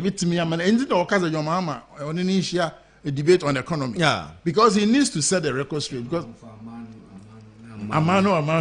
I'll say Amano. Man to man. And we meet Amano. Yes. Yen debate on the economy. That is one thing that I think Ghana for need to take seriously. You see, I got 54 days. Yeah. 54 days, no. 52. This is the time that we have to. I think it's 52. Okay. 52. 52 days. Okay. It's 52 days, yeah, okay. As I said, you unmask the whole process of our manifesto. Now your church because your mama is not coming for a debate. He's running away. Maybe the baby kakra manifesto no dia shemensa say min church Ghana for when the opportunity comes is our education. And he say akwanya bemu a ye be nsem bi ni kakra on our education manifesto no. I'm a Ghana for so what I say. So we mama say koso kakra. Ni edikan. So we share free SHS yeah e dey buy here. Ni be bebre bisa say it is here eden ade foforo e na eba. So what I say. Now free SHS no so be ya na ye small mistake akra say as if say SHS nko system no and Nanako for introduce here. But what he has done is he redefined basic education. Into a year from KG all the way to senior high school. And no yet basic education. So what I say. It's not like say we just basic education to be in the free SHS in one here. But I'm for dear Dr. Mahmoud Baumia Ebeye the Atwa the Nana Danko Kufuor. So here's this year and collaborate where's 1.5 million and free SHS support. Yes, started year now it was just under 800,000 annually. You see, it's 1.5, almost double. So what I say. And it's not like say access and access of your quantity in the work creative, but the quality is also building up. So share and colonial results. The way our results improve now is really amazing. 2015 English now 45% per need me pass. This year 73% of Nkola between A and C. Maths not 32% and now it's between A and C in 2015. This year I grew 62%. In this Nkola when we now go university. Because they are now going to university. It is Dr. Mahmoud Baumia, what he is looking at say as I said Obie University entrance. But the biggest problem there that we are facing is accommodation. University accommodation is very, very, very expensive. Tuition, no problem, but accommodation. And we hear a manifesto or say a student accommodation in all the public universities or more accommodation for the 1.5 million children here. University. And the way he is going to finance it is by private investment. University lands, you see accommodation. All the public universities, you see accommodation right across. Now, as I said, it's on the university land, but it's going to be cheaper, far cheaper than what we have now. Me baba every level 400. First year, you have 7,000. Second year, I call 9,000. Third year, 15,000. Of course, it's very expensive. And that is what he's trying to do. Say university accommodation. Oba BBM said the be cheaper. Ama obi etimiako. Scholarship is also one big problem. So we have scholarship at Ghana, scholarship secretariat maybe, GNPC for maybe, Cocoa Board for maybe. Now, yeah, obia it's difficult to know who is enjoying the scholarship. Dr. Mahmoud Baumia said he's going to create a digital platform. One platform for all scholarship beneficiaries. Who will be with GNPC? No, who will be so scholarship secretariat. It is creating a lot of young who benefited from the scholarship. Or Baba Meji or all the platforms, through digitalization. And students with more disability. Yeah. And so from level 100 to 400. So he's going to give them free scholarship. Student loan. So we have student loan now.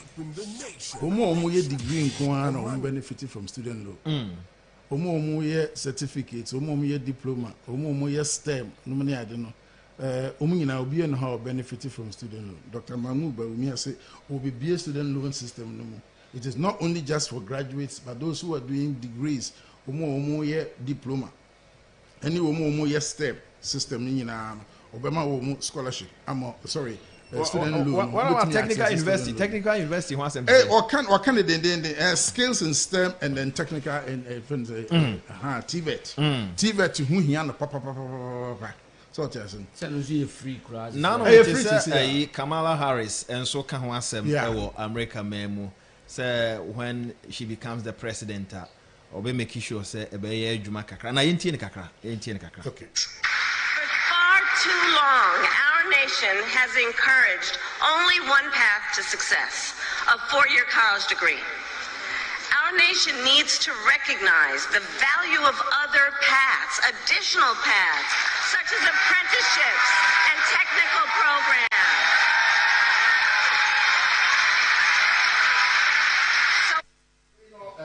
waka English bruni bro what Nado de bi ba mre bi ma me na no odwem no se na no na do kra ne brof no ka yent na no ka police kra se mantem maso ankama na we ye be da ya tiase ne amofa titiri we wante manti so wante de be true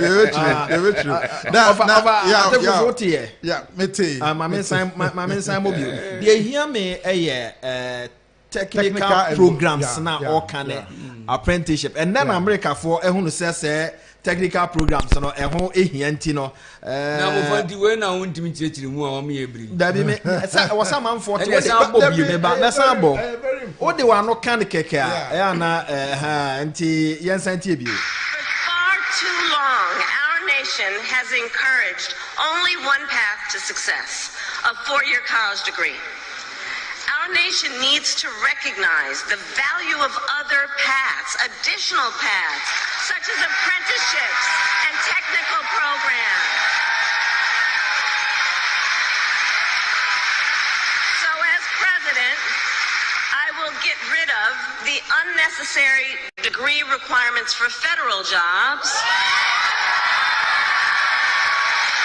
to increase jobs for folks without a 4-year degree, understanding that requiring a certain degree does not necessarily talk about one's skills. And I will challenge the private sector to do the same. Masumwa over. Sure. Let me quote something from our manifesto. It falls squarely with Mamino Ekan because and you be through the sciences and the humanities, degree, engineering, but science, technology, engineering, mathematics. And technical skills. Yes. And that is going to form the labor force of the future. You don't need to go to a university when you are doing a technical, and vocational skills course. Yeah. You don't need to go to. So what I say, Nanyana Harris can was me. Yes. And only there you train. Yeah, sim that university by itself. Yeah, sim afa no mo ba. Maybe ana me person come me a driver start. And yes say omo yen be yo. Me ba o. Amfa won say ya wo ka. Yen dada. Ya sim dada. Ya botra ma me nia wo kan ne say. Mami ya kan asemi. Wabagan hada. Na okwa America memu a yetiefo nti na mepese mi chire. Of course. Wono ena oya America mampani abedi a chire say Dr. Mahmoud Baumia. Ena wahia wo ne campaign ena wo ka kire America man ne say America man no ache kra na empepi no se obi ebeye adwuma na je se nipa no wo degree. Na bradu se omoja degree sem no na omoma omanfo kwa ma omode wo nsa no adwuma nyame de ache omo ye adwuma.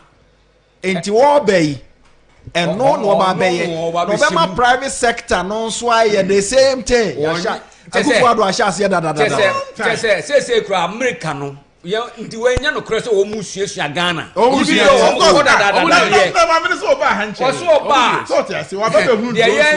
dada eboa amofa nansen mo man fo ntie bi na afi yam kwa anim of course man for girls Manfi of mama mo ba kon kan yam kwa For far too long our nation has encouraged only one path to success, a 4-year college degree. Our nation needs to recognize the value of other paths, additional paths, such as apprenticeships and technical programs. So as president, I will get rid of the unnecessary degree requirements for federal jobs to increase jobs for folks without a 4-year degree, understanding that requiring a certain degree does not necessarily talk about one's skills. And I will challenge the private sector to do the same. Okay, Vice President of the United States. Koso. They all can see a day back who can see a beer, a jeng koso. education's job is a capability multiplier. Education I see you go school you kusuade no. Ade ya ne say e ma ne ma wutumi ye no e multiply. So na be also ade ba akwa na jo a go school wutumi say wutumi fa kwa bi be so a ko nye wo ya. And that leads to ade ba akwa president bia ne government bia no aims to achieve, which is equal opportunities for everybody. President bia ne government bia one is qualify is to achieve equal opportunities for all. So I will say obey unnecessary degree requirements for federal jobs. Yes. American system no federal jobs na skawom na wosoro pa no. And no just say unko degree now only 4-year college. Untimi but no ba because of person creating equal opportunities ma America ni bia no. So one go 4-year degree krana so ukoye technical programs ukoye apprenticeship so you can ubetuma apply for federal jobs am also just can be it in a way no na buy no ya buy e di equal opportunities ema America for nyina e bia na Dr. Mamu Bamia ya sha se dada apprenticeship and TVET ya sha se yakwa anim kra yakwa anim it in ho no ka say student loan no like Kamara student loan no it's only supporting those who are going to do degree 4-year degrees. But now no he's now going to expand the eligibility to include post-secondary training, certificate and diploma in STEM and then TVET skills. These are that is the language of our manifesto. I'm not okay. Paposhi Tony Dokono. And this is not serious. Yani abri okroma. Do mahama yani abri o. Na den na o Paposhi Tony Dokono house. Ayemi ya. Chese say dey ayemi ya ro. Impunity. Because you say the kasa bia or they ultimately kasa get away with it. It's so hurtful. Aden. Baby ya si ko yi. Na nkola Korea and China nkola arts and craft omo ye. And for like AI robots. Manfred girls. Manfred Methodist girls. Obi atro no obrofum. O se dey. O de konkran mu. O say as for you guys, you only like kinky. Fish and pepper. That is the most important thing for you. Not and Baumia is talking about digitalization. You can't have digital kinky. This is what the vice president. I mean the former president. And this is nearby digitalization. I just say no crowd now the digitalization I said at first some cast the free senior high school and 1 year be President Kufuor time one cast kwan no ye na no ne ye ba exactly. So that's the same language that is foreign. Really? Yeah. In this 21st century? Because Dr. Mahmoud Bawumia said free SHS TVET or babe bohun by. Now what baby BM. So I said, see you can't free SHS and TVET and see or baby comprehensive secondary education. And yet humanities no kwa the Kwako University no name technical and vocational about serve employment, modern employment, or about the protected, no enhance it. And that is me for me between John Mahama saying say or about the review no welcome, and then they will say or about protected, no enhance. That is a clear choice, as I said, Ghana for it's me now to build more infrastructure because more classrooms, we need more classrooms. Of course, the numbers are growing. You see, our population is here, 34 point something million. 0.8 million. So, but they give or take 35 million. Right, So round it up. And most of them are young children coming up. In the term, you say you're building more infrastructure for educational institutions. So what I say. And most importantly, one thing that Dr. Mahmoud Bawumia is saying, let's put our teachers first, and it is very, very key because education teacher also. And some of the things that he has put in place for our teachers. So first of all, teacher ni here kakra or they go up and down. So person will talk car we teacher ni. The car's engine capacity must not exceed 1.8 cc, 1800 cc. He will give you loan to purchase vehicles with an engine capacity of 1.8 cc or less. he has promised our teachers. And I think so, housing for all. Credits, same credit system here. I'll be to me at the ability one casa personal home. And your home are here for commercial purposes. Your personal home. Having your own, yes, own house. And I'll be to me, teacher for me to me, I use pension as a facility to acquire mortgages to build their own personal homes. Nina in the manifesto, our person will enhance the teacher for no Yes. But Jama, don't actually so quickly if you don't mind. 2015. Yeah. UN for publication can see about a global monitoring report. Almost dedicating to the importance of the teacher in the classroom. Okay. Quality education. Say a collaborative school. No to me sradia man itima bobi no what bia e gina the original nim a o chena de. It is a nay 2015 in how many years? It's a nay obi aba na was so sad yi. No se me person teacher for na jan man animu no. Me ma mo emma omo asum to omo. No mutime be school a mutime chera de a I had the money ana. Dabi. I had the money. Dabi of we mama. 208 President Kufuor started incentive for teachers and the health sector workers. And this is until we have the blueprint, we know what we can do. How it works. And that is what we are bringing back again. And the teacher, when they don't doubt us, manifesto, you share all the teacher unions. Literally, what we have here in the manifesto were the views that were given to us by the teacher unions. Okay.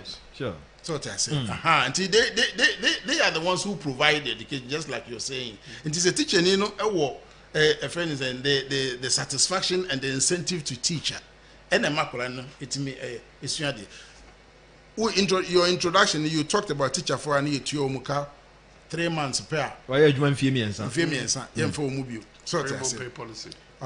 Eti sa nhihye na Dr. Mahmoud Bawumia. So we hear from 2017, let me give you some figures, sorry. 2017 to 2023, teacher for ya fa wo mu. 2017 to 2018, ya fa 35,000 teachers in a room. 2018 2019, 23,000. 2019 to 2020, 26,000. Even the COVID years, 2020, 2020, 32,000. And at 2021 to 2022, 22,000. See, currently 15,000 teachers. Now we are building the number of teachers. Now, teacher for teacher for these are things of the past. Dr. Mahmoud Bawumia teacher for no in crime. And let me finish with what we are doing for teachers in terms of salary. December 2016, now principal superintendent no 1,351. 1,351. See, principal superintendent as at April 2024 no 3,699. You know, said the inflation, the salary and you're consumed by inflation. So it is always above the inflation. Assistant director in 2016, no, 1,626 cities. Now, Bosome, 1,626. Now they are collecting 4,453. It's how a teacher for enhance purchasing power and also to make Adjumanaya Kono. Say the Bayan Mutimia support our educational policy. These are some of the things that we are doing.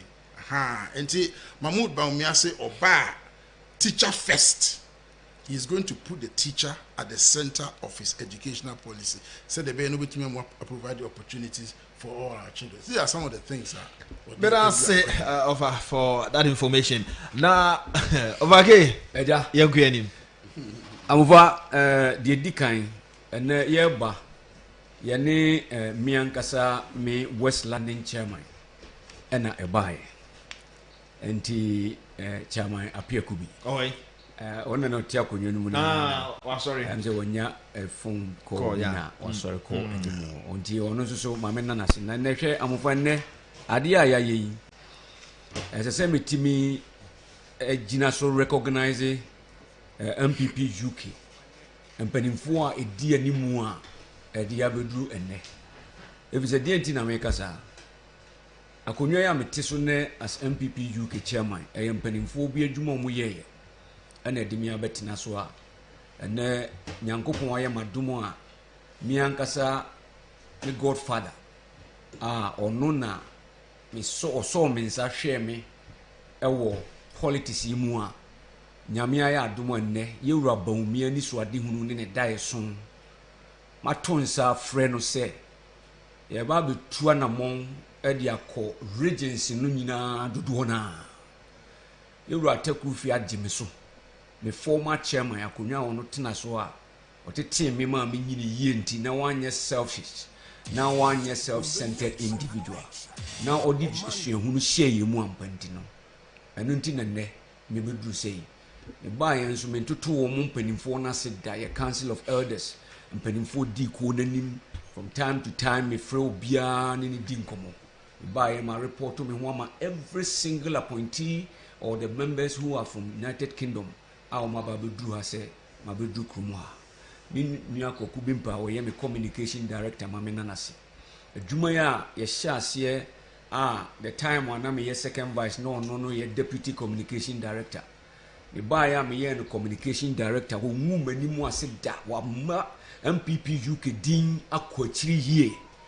na it is a symbol that we are talking about. You are JH Mensa nyame mfa ne kransie yi ono ne the first chairman of MPP UK wo mu ne konko dine no na that time na revolution time na they fought a good fight ama yetimi benya MPP UK mpanimfo di animu nyina metoso enkono as a chairman yen the first external branch ba ya free revolution ni mu ene pie ba ye ansana others nyina yetete and what we are doing here today has become a symbol that they did and it to pa yira chairman take time the write-ups in terms of issuing statements against the opposition and the way they are misbehaving and MPP UK have advanced it to a high tech yede ebu tire banyechi enti asida chairman di omo ye nyina no mo ye de boa ese mo ba bia ye dure campaign he na mo de ye fa enti ba bia ye fa no ene se ne be fa free ba bia koku bi pe fa free na ye credit score na matapo kakra so e de free me chairman pani so e de ne mu na credit score no me mema yakono say ye bebubu no tot me over 10 minutes over 10 minutes bia na bro ten kakra bi but enye hwe andru kra ye roba umiani so ade hunu credit scoring wa am so no keke o book 2010 when he was studying outside the country na wo hunu senia wo sua de krono na wo hunu senia aman no hihye wo mo niema na omudi asie Africans na omuma yentimenti ase yampa credit scoring you divide it into two your credit eye normal creditor aman ni nyina no na omode hye ase enti yemfa ne say na most of the time no na your business ye bo bosia to individuals are omo business people enom ni ade na wo ebia for instance aban adwuma mo ya badwuma from say public sector omo no wo esro kakra na omo wo evidence of marketua no ni ade kakra enti eno na koku bimpe e ka ho asem me communication director ka ho asem se wo fa na sa kwan no so na emra sa time no na niema no na afre eba benyini. As a matter of fact, when they were introducing credit scoring na me wo United Kingdom eba yen se dan che biasa eno no ba be second package to also scoring individuals. So two separate points. One was more for that particular elites and the business sector, and no na ma a minor Western world ni nyina e grow in terms of say musika semu enyuma mu job creation level no for the private sector ni ade. And yesadi we ni ba be kan ho no was say people were abusing that old credit scoring credit na ewo ho no. So let us also look at ways to enhance it so that we can localize it and bring individuals who can also build their own credit references. It doesn't matter so we are Juma and as we are Juma. We are krana a chedia kran and go for the teacher on about accounts mua. How is say near airban a income? Once it's traceable, say ampa, you spend it through your accounts. And now wosanya income no so the control accounts. It means nimi no kasi and ni a share ampa ya share income and expenditure na. Ujina pempens will be a there be a wo sika kakra e ka wo accounts no mu dia de krona opeso okoto say ye free dia ye betimi dia mawo na why den otua no nkakra. One ye raba umia hunu sa ni so ade hunu wonu made a oye koso enya me nwanwa se o pesi uniema miensa. The first thing is the digital address system, because ubetimi anya sa akonya we aye kana as a se wutimi nya baabi a wote ye hu ye hwehwe wa ye timi hu baabi a wote ye tosu mienu. Why picking the ID systems of President Kufuor Shasia? Because the President Kufuor Shasia, it was also part of that process to identify individuals now. Ye born a Bosnia and also say, you bet me a share and you say, me pass to see a share and near money now qualify ampa. Now, how do we also identify and find out baby a usika sem ejina? Etiyan koshe Oman we mu na ohwe nipa dodo a na omo bank accounts a me kaipa me bia me bank accounts na ye cooperative bank tititi me bia no wadum se unya guarantor kra se unya guarantor no ni ade mo sensan ye wraba umia se dabi yan kono mobile money interoperability system a ebetimi a transfer momo to momo into a different wallet and bank accounts na their bank accounts wo ho yan san linking nyina man mum enti enne obi o ma me bi wo market otonbode otontuma obia dodo na percentage na be higher obia wo accounts a traceable. Edi me fan say CCS me kra me ton bantia na say me kwa kofa bantia, and this one is very important. I want J4 to listen to me, because se utimi e de usika na wo kwa ko spend no utimi de chiagu momo accounts no so now koto banti no wo banti rua no ho na wo transfer and direct e de man no koye wo dwadie no transaction eno akoye usika wo di dwa no expenditure. Se wo ma beton banti no ne atua wo kan nyina hwie kra na bedi unsem asa atua gu momo no so abaye wo income. Enti now no afre ne yehwe wo expenditure no wo koto ade a try so wo be use momo no na wo de ato dan say ubeko akofa cash e dia akoto. And thankfully ade ba ko amaye na Yoruba umias asene say and then this for say oh and yi levy no and yi levy o say yi levy runran ko fo this time round ko muntimi and transact match e wo momo so Yoruba umia hu say sa niam we atimi aye yienti o say yi levy no oba obeyi ato nchen so that people will have the freedom to be able to transact their businesses through their Momo wallet as well as their banking system. Baby, opese udi udwa kobia ebetimi akoye e the amount. So sanyema miensa we, it was specific direction focused by Yoruba to convince Nana Addo Dankwa Akufo-Addo as the president, to give him that opportunity for us to align the country into the future promise of the credit scoring in terms of say CSE ebetimi aye dia, then we have the basic platform ebetimi dia den e use. So now ebeba be mayen 5 steps ye wie ye no se wo amofa na wo ton ade a na me pese me beto e TV enti eno be ma me step 1 customer me na me customer. So we go to step 1. Step 1 we go to step 2, which is the nipana or ton at the end, which is the seller or the dealer. It me kono ho say me person me go to fridge na, because this time round no me cause it's a sika nyina sewu san na nkam dia kwa akoto this time. But nam say yenya me credit scoring no ni nyina me ye dia akọ data so nti no. Now me kope na me ko seller no ho a ade a ohia free me nchen eye number 1 baby amete. Why name identity, which is ID card, Ghana card. Bank bank and use. Thankfully, it's a mini bank account to cry noir. me wo me momu a ye me wallet momu na me use so me expenditure no say fast one pa na me di me niema me ye ho enni say me di no kra. What they are going to do is say ono no beje some information no then or the be step 3 ye financial institution brokers which is the agency in the middle and no nya wo a wokoto ade nya no mu na dealing or the information miensa na provide ye no ebe kwa akoma o say nipa asomesi pese oba be to me free na TV and ni information or the amamini eti mon check ma me hwe say we qualified say obetimi anya sa credit no na otwa na nkakra na. So then it goes to step 4.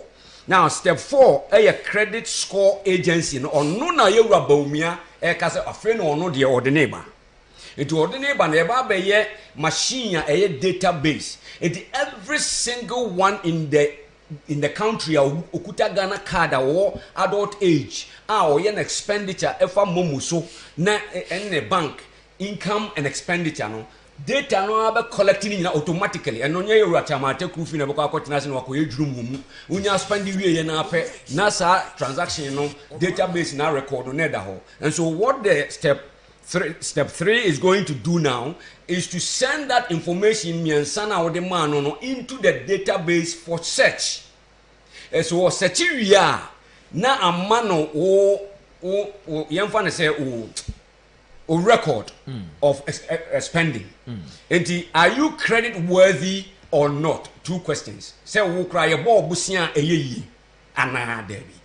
And ema sa information ba na eko finance agency no ho a ohun sa ampa ye de ade ne mawa ebeye yi a nia ono finance agency na wo ye broker no be ya ne say afre de obeko step 5 eno ye banks a ewo Ghana ha nyina ena operate e was our system no mu. So say okọ step 5 ho a de odi koma no say ampa wakọ search about you amufa eno nti now no search ye no wo na wokoto fridge no information a wonya ye ni nyina e credible say ampa wo ye credit worthy. The banks no why na ebe finance ya bobusia na boa ama amufa enya ne fridge.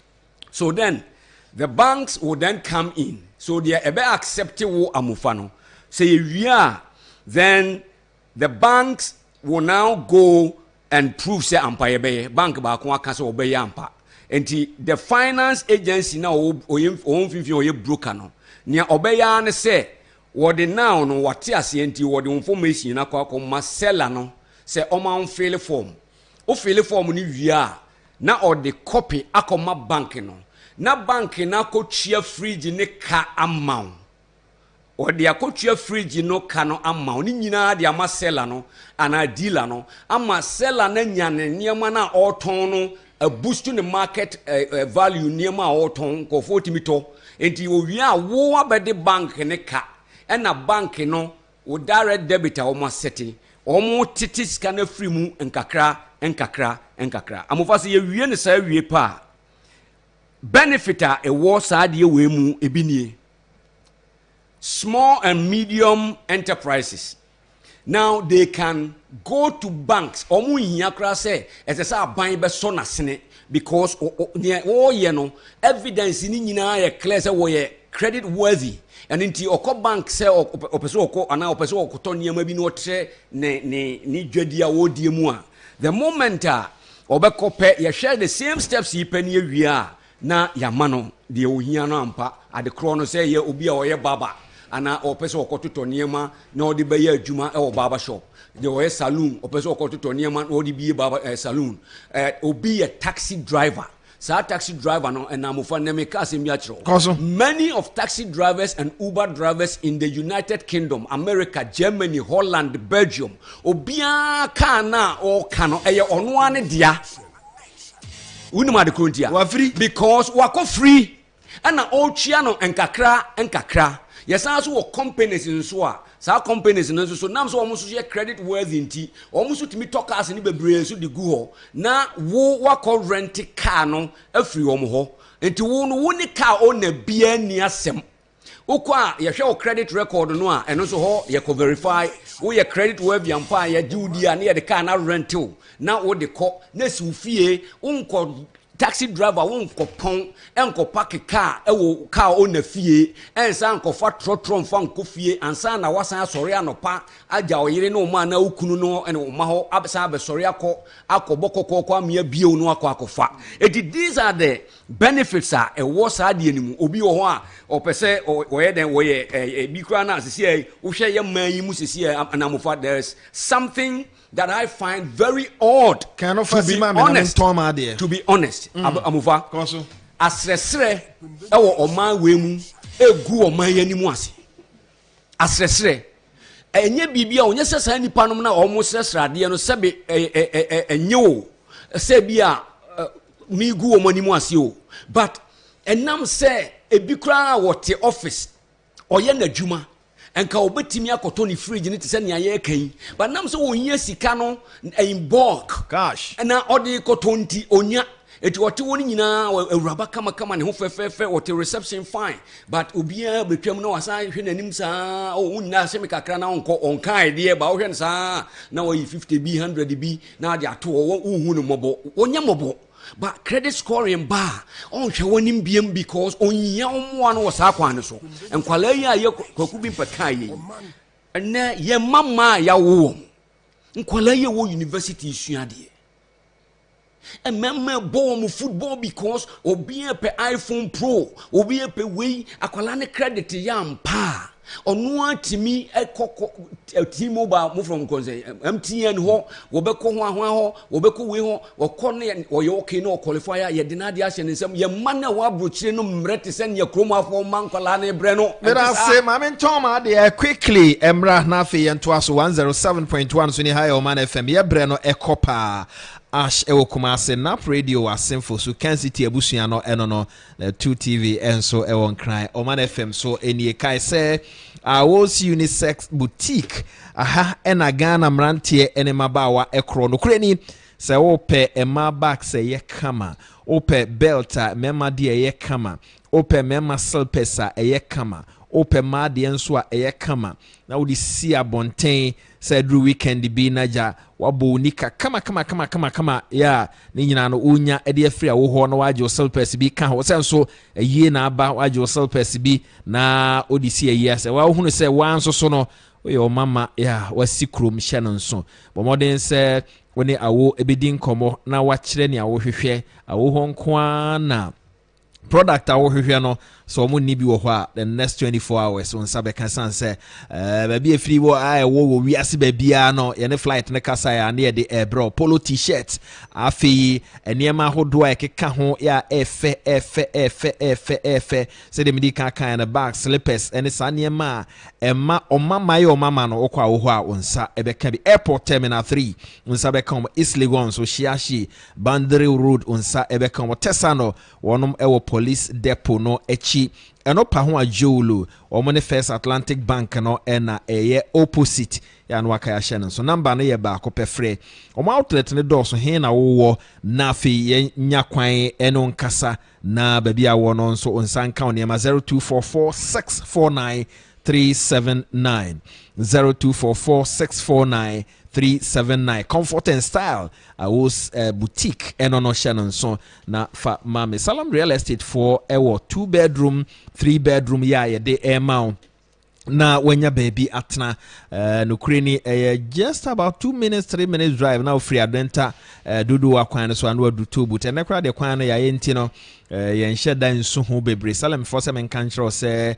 womo adan de ma watenem no kama in fact a gated community ebo no nso ewo form credit system ya bakra de ananka ni ayetieti na we no enyama no mo san won hihye nso omo de ma ofre 0547595308 0547595308 0666149553 na one Salam Real Estate phone komodie no nso intime enkoso kai se eba phones ne accessories a Franco Trading Enterprise Ghana ha wani tue ka phone na amanfo ka Franco phone bi a hwe won sabe ka bi one more tabletop fridges one more air condition washing machine ene ne ma fie ye kama ne dom dia ba be kan ye CCTV cameras a obetumi install e wo ba bi a person install na wa monitor wo phone so ana tablet so kai na hye no nso kai se Franco semen kanchero so on main office no wadabraka oni rock this cinema na ehwe animu na enne no nipa bebre ya no mo mpeso be pia bontinti eno anso akọ francotrading.com obekọ na niam no nyina ewo ho e momo pay code transaction no enkoso na emfamre on so ayede ebebro kai se main office na doso ba ko osu Oxford Street o ba ko ewa dabraka yene rock the cinema na hwe animu eno ho na ye main office no ye obi wo Madina emia ne doso frɛ 0558 106 241 0558 106 na ene Franco Trading Enterprise for nkomodie no entime enkoso ye kwa ye bei ahoden ne nipa hia na obenya ahoden ne nyina gina sede onipadua na etie so odidi hwie a nipadua no twene obetwe hwie ne aka no ewo se babesen da bia wofu aye cheko hia Givers School Capsules eboa wa makoko afiri ho no na sisi yare nso afiri ho ama niema efa osisi ho nyina nso na eyi ede afiri ho Power capsules and P capsules no mema de Shannon sonfa mame na kai na fi no apebi heba mixture no typhoid ne malaria free ho no na e boost immune system no ya no akai ne no so a Shannon so de mame mia ya ton ro ni nyina so kwa on sabe can be 0543 222470 0543 222470 ufri hair ko tamale ufri hair ko boga tanga uko kumase ne uhia fuel enye fuel bia na fuel na fuel da wodi go kemo ne no hom frɛ ne gas no sa woto ogwela wa ubedi ho adanse e do be kwa aba ebo engine ho ban no obeba nso na ebi time titiro 95 no ekoyie bo basa obekwa aba na time wo de ka fra bruchira ba mesra wo free airport na se ka no betumi anante a fuel kakre wo no do pie ya manifa gwel catch rom se mo ma me 95 you are good to go kai gwel de yankasa ye dia no ahye no nso de amame na fi maure mfi se ene is health insurance no nye wo dia bo modern se obeye wo dia sanse emu aye de nyina ne se unya kɔ ne register wi a ewu a ehia se obesan akɔ hɔ bio eno an se wa dial star 929 hash star 929 hash bre bi atwa mu ne ekosan like Dr. Mahmoud Baomi adarom ene the short code ena renew your health insurance when you mfie aduoso ekra ye free no akaya hye no nso kai say health insurance president kofo na de ba nya mfie aduonu ne akire ne yare ahodo a World Health Organization agi atum se o de kwire sabia itimi sama no mu be so hanche mu aduokronum na health insurance cover organ ha matese wo mo san kran so edi bia ba be ka mental health ene ne ekeka ne na empanifo edin come from the central region no na Dr. Nsiasar eka se ebi kra ba be ka ho join ne na ye nyina na ye moa isansa pomuden na ema oman etumpon kai na Shannon so won mo boayen ne enwumaku aka ama yedi nkomo anwumre medin de ya amufa boache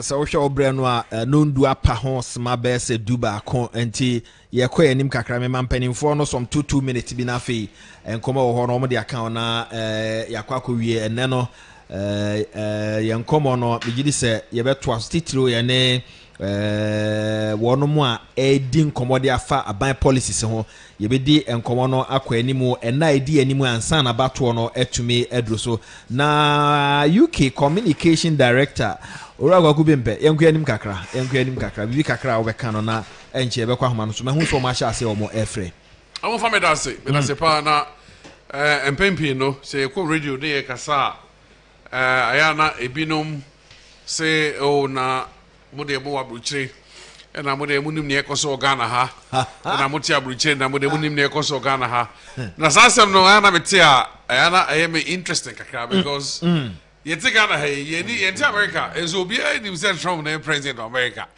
sa kwa na mo fa so de who say Trump na president of America no sa kwa na ne nso di UK de fa so who say UK hanom ekoyi Ghana ha ekoyi ana ekoyi sa kwa na so ne de fa who say leader we leader obitum di Ghanaiden akura nim media we have a choice between two leaders no ye who mo pen at the vice presidency level it is a common denominator say omoyenu nyina I vice president pen.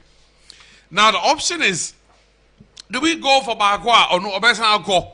no asan ba be san say mesre mo san ma me nkobiem ana say you akọ trauma ne obekọ a ono san ma bi say mekobiem because emra no man ho kwan say obekobiem.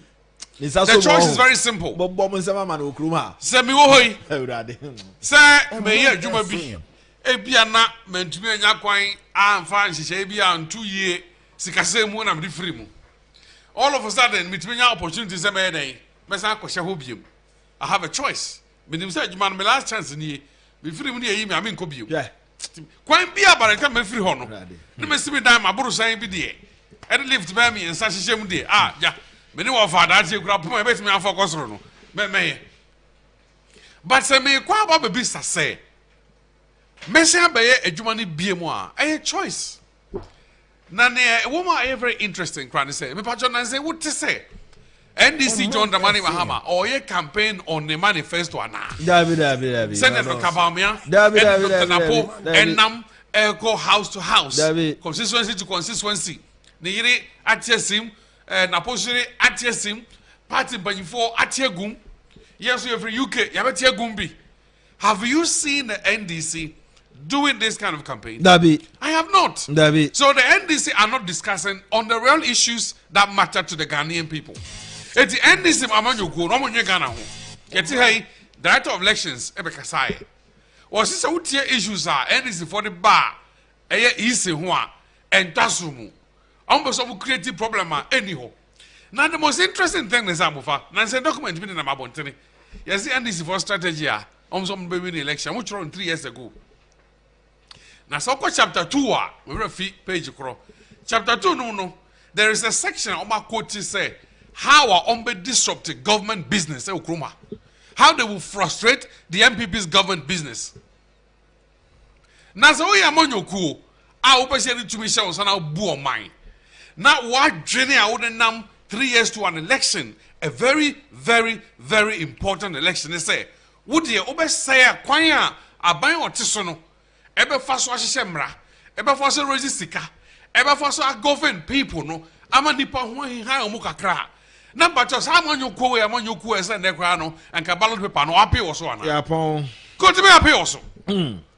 Make a can't confess me advocate for an autocratic society. To be honest, second is the grand Gawa, before second Ghana, you're better off. So what here and these leaders in Semomoka?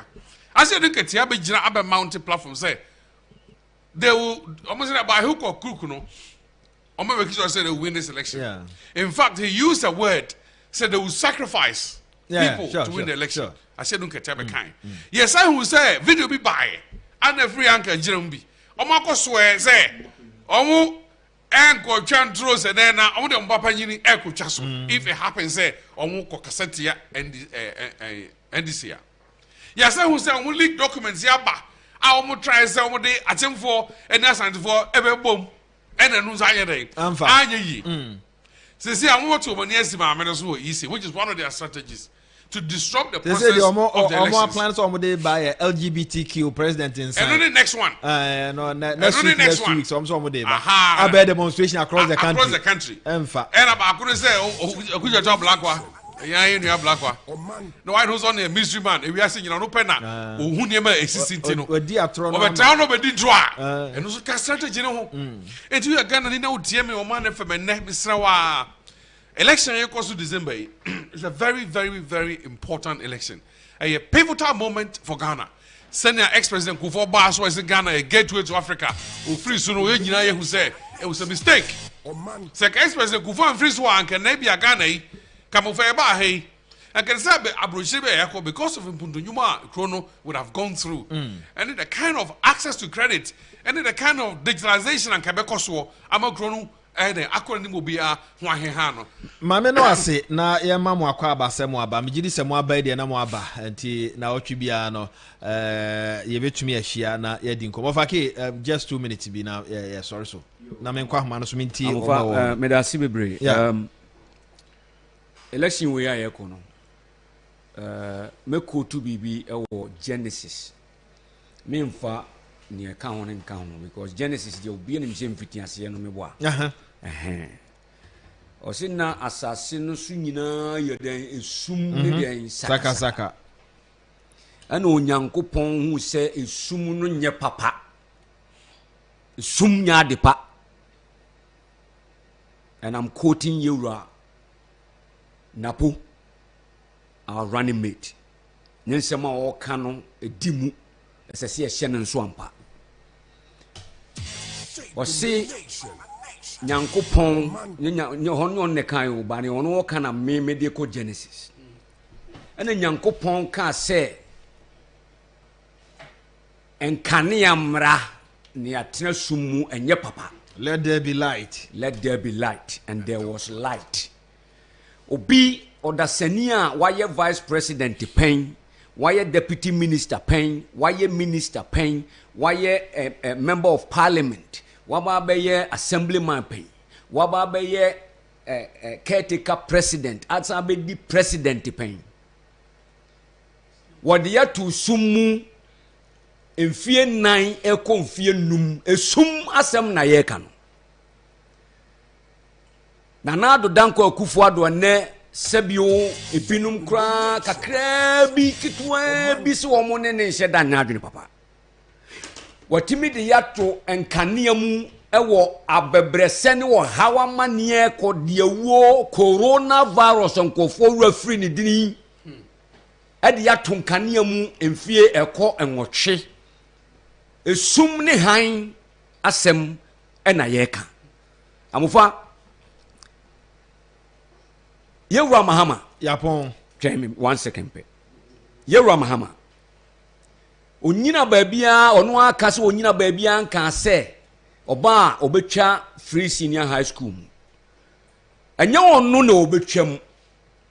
Ba obi a yetimede economy a yewra atamils elfa free 14% GDP growth.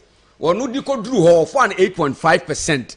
GDP growth, edible grew 14%. A handy over 2012 because, as a matter of fact, that 14% growth was 2011.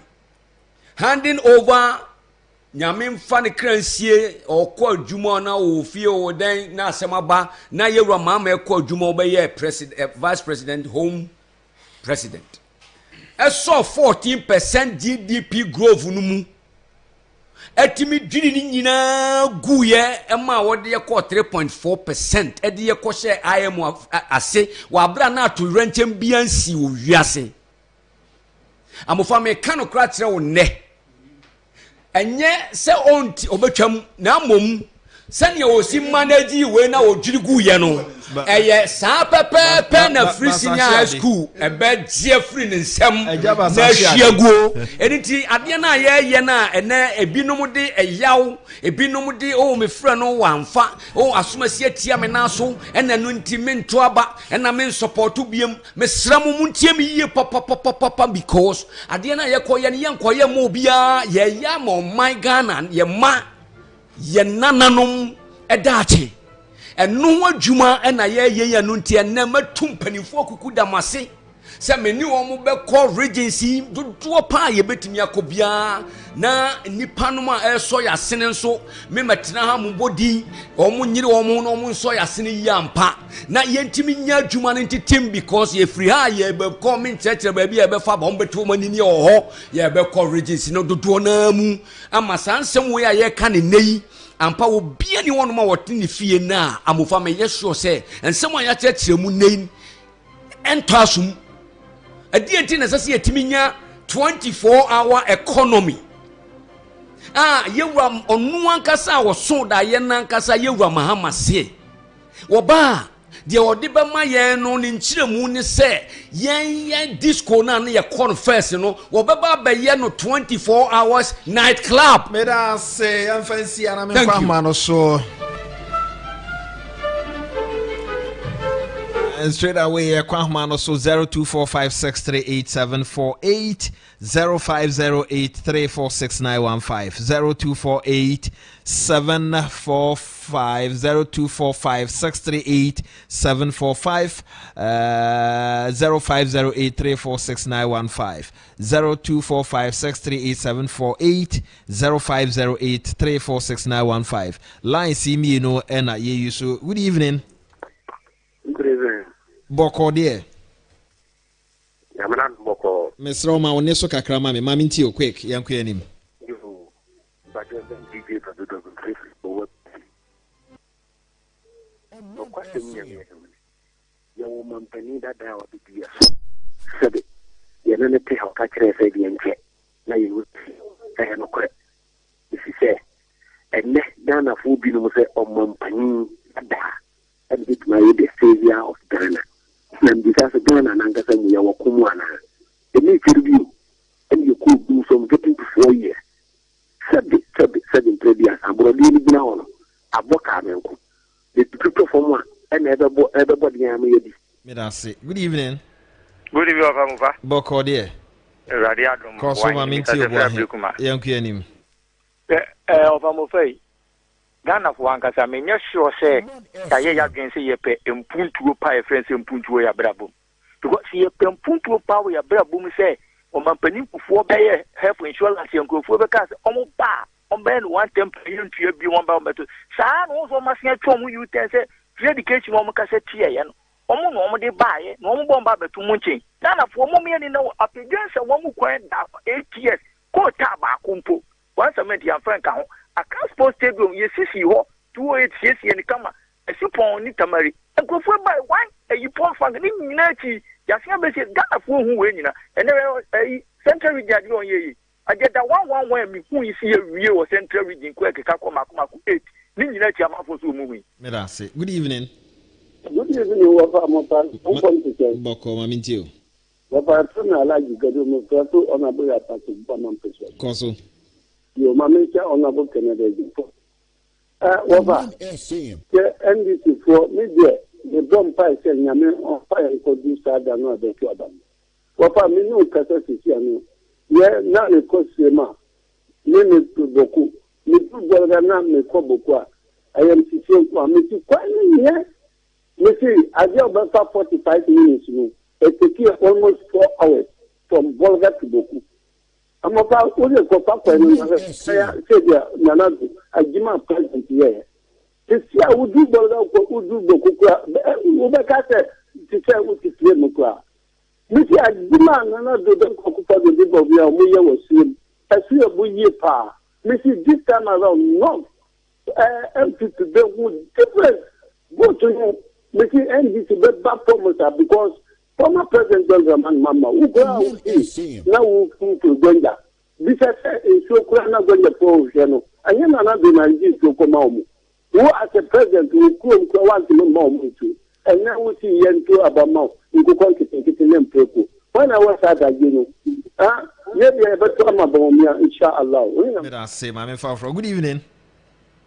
Good evening. Boko, dear Mammy Ajwa. Oh, Bemena, Boko. Mamintio. You're the Namiasi. The dear was Yabedi, the Musa. Chair, Amopa. Abra David, only a coconut, Goliath, a coconut. Wouldn't you buy? Now, David could now a collected smallish man. Now, Goliath is a dog now the state in Yabam.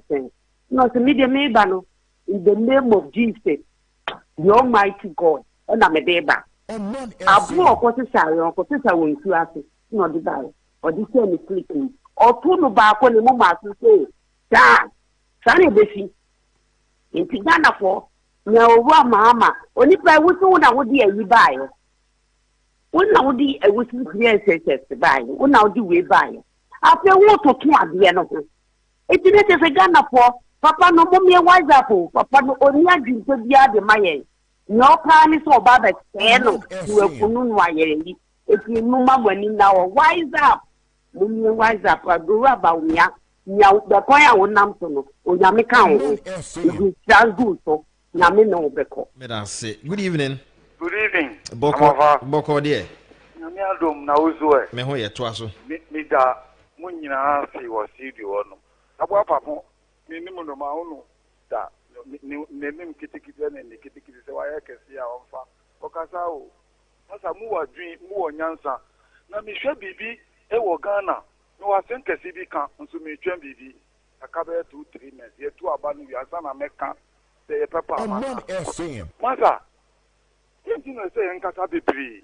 ankani kwa se yen kata bibiri kura wo gan na pato a beto no se mi se na me hu eni niema ma hu no masa rolit ko ye ku no mi di nechi ye ko bu mechi ewa because tari city line na lima di ba e no ata mi bo flute omu ji wo mi sem wo rolit nsi hu na se bio enye se onu so wa ba be di akọ na MPP masa the best among the best masa me ma obi mu ya ye we chiri mu hwe ne mu boy no obloni ni oka mu se eya let's come kuma wo no mu believe say ya brofo ya ti mu sun eni ma di ndi Ghana for me ma ye hwe ne esi nkukọ nkitinkiti no esi ami ma go school part to SS am kan esi ami ti office bi esi ami ye si common driver this year ye ti ami ska kiti obi fi school ko SS or the niama kese eba say me ye say can it is all mon kasa bibiri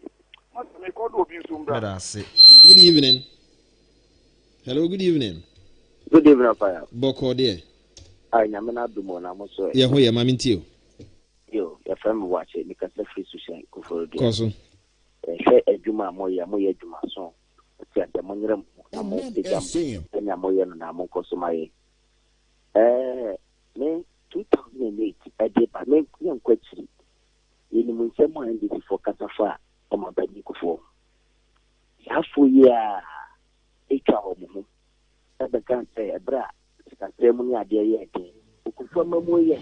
Ufama was far better. I want how compare say. Professor North buy and now Mahama buy no Mamma would say you. I am Musa legacy bank and former President Roy from 1981 to 2000. 19 solid years. Legacy bank power retire. The cat and Bretentia or baby Tiwa Kunyaso, retire at the Mao, the Biniho.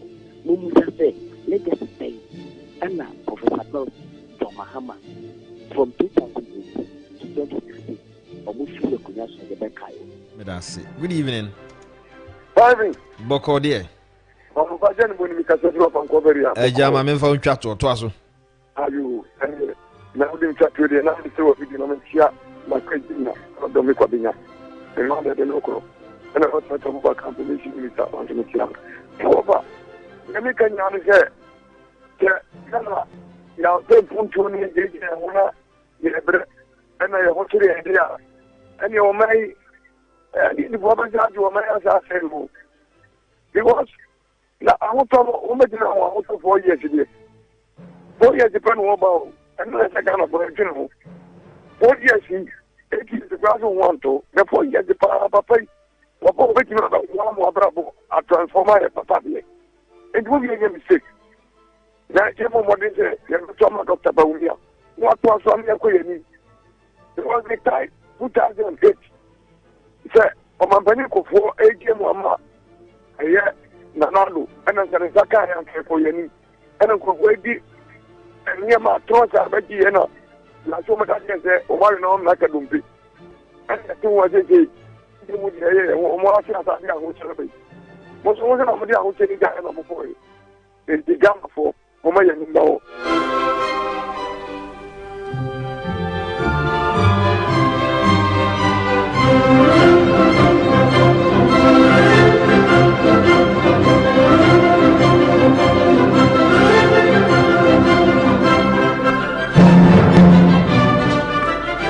For Yanamwase once again, and the 15th of October 2024. Osha Oyunajo Nundu Abo Apemo Pepe on behalf of the crew, executive producer Ora Modate Osaber Maufurinya and Afe Usoko technician on duty ma Yanamwase na Yemfase Danso Emma Kingsley Edumata Japan ya MPP nefa kese wo UK wono na yedwam tenani chair sanso so na just the immediate past CEO edema National Pension Regulatory Authority Ora Hayford Ata Krufi yenana se ono anso so eno spokesperson on education edema the new patriotic party womo manifesto Orakwaku Bimpe MPP UK communication director benimfui no mo adwane me anwumre ma yede boiling point ebrel midin ede ya amufa boache ne ameka kiro ne se omeyi eba be ye leader odi anim for the next 4 years as the commander in chief of the Ghana Armed Forces na baby wiase aduru sese na yempuntuo a leader na yehwehwe enti between NDC and MPP asem no da wanim na wodai no asero nyankopon se omaye nyina yen so dai pa sebe ya eduro ne yekoto aba ebetumi ato aba edimpuntuo ebeba nyame ya adoma ebrepam ye bihia yakra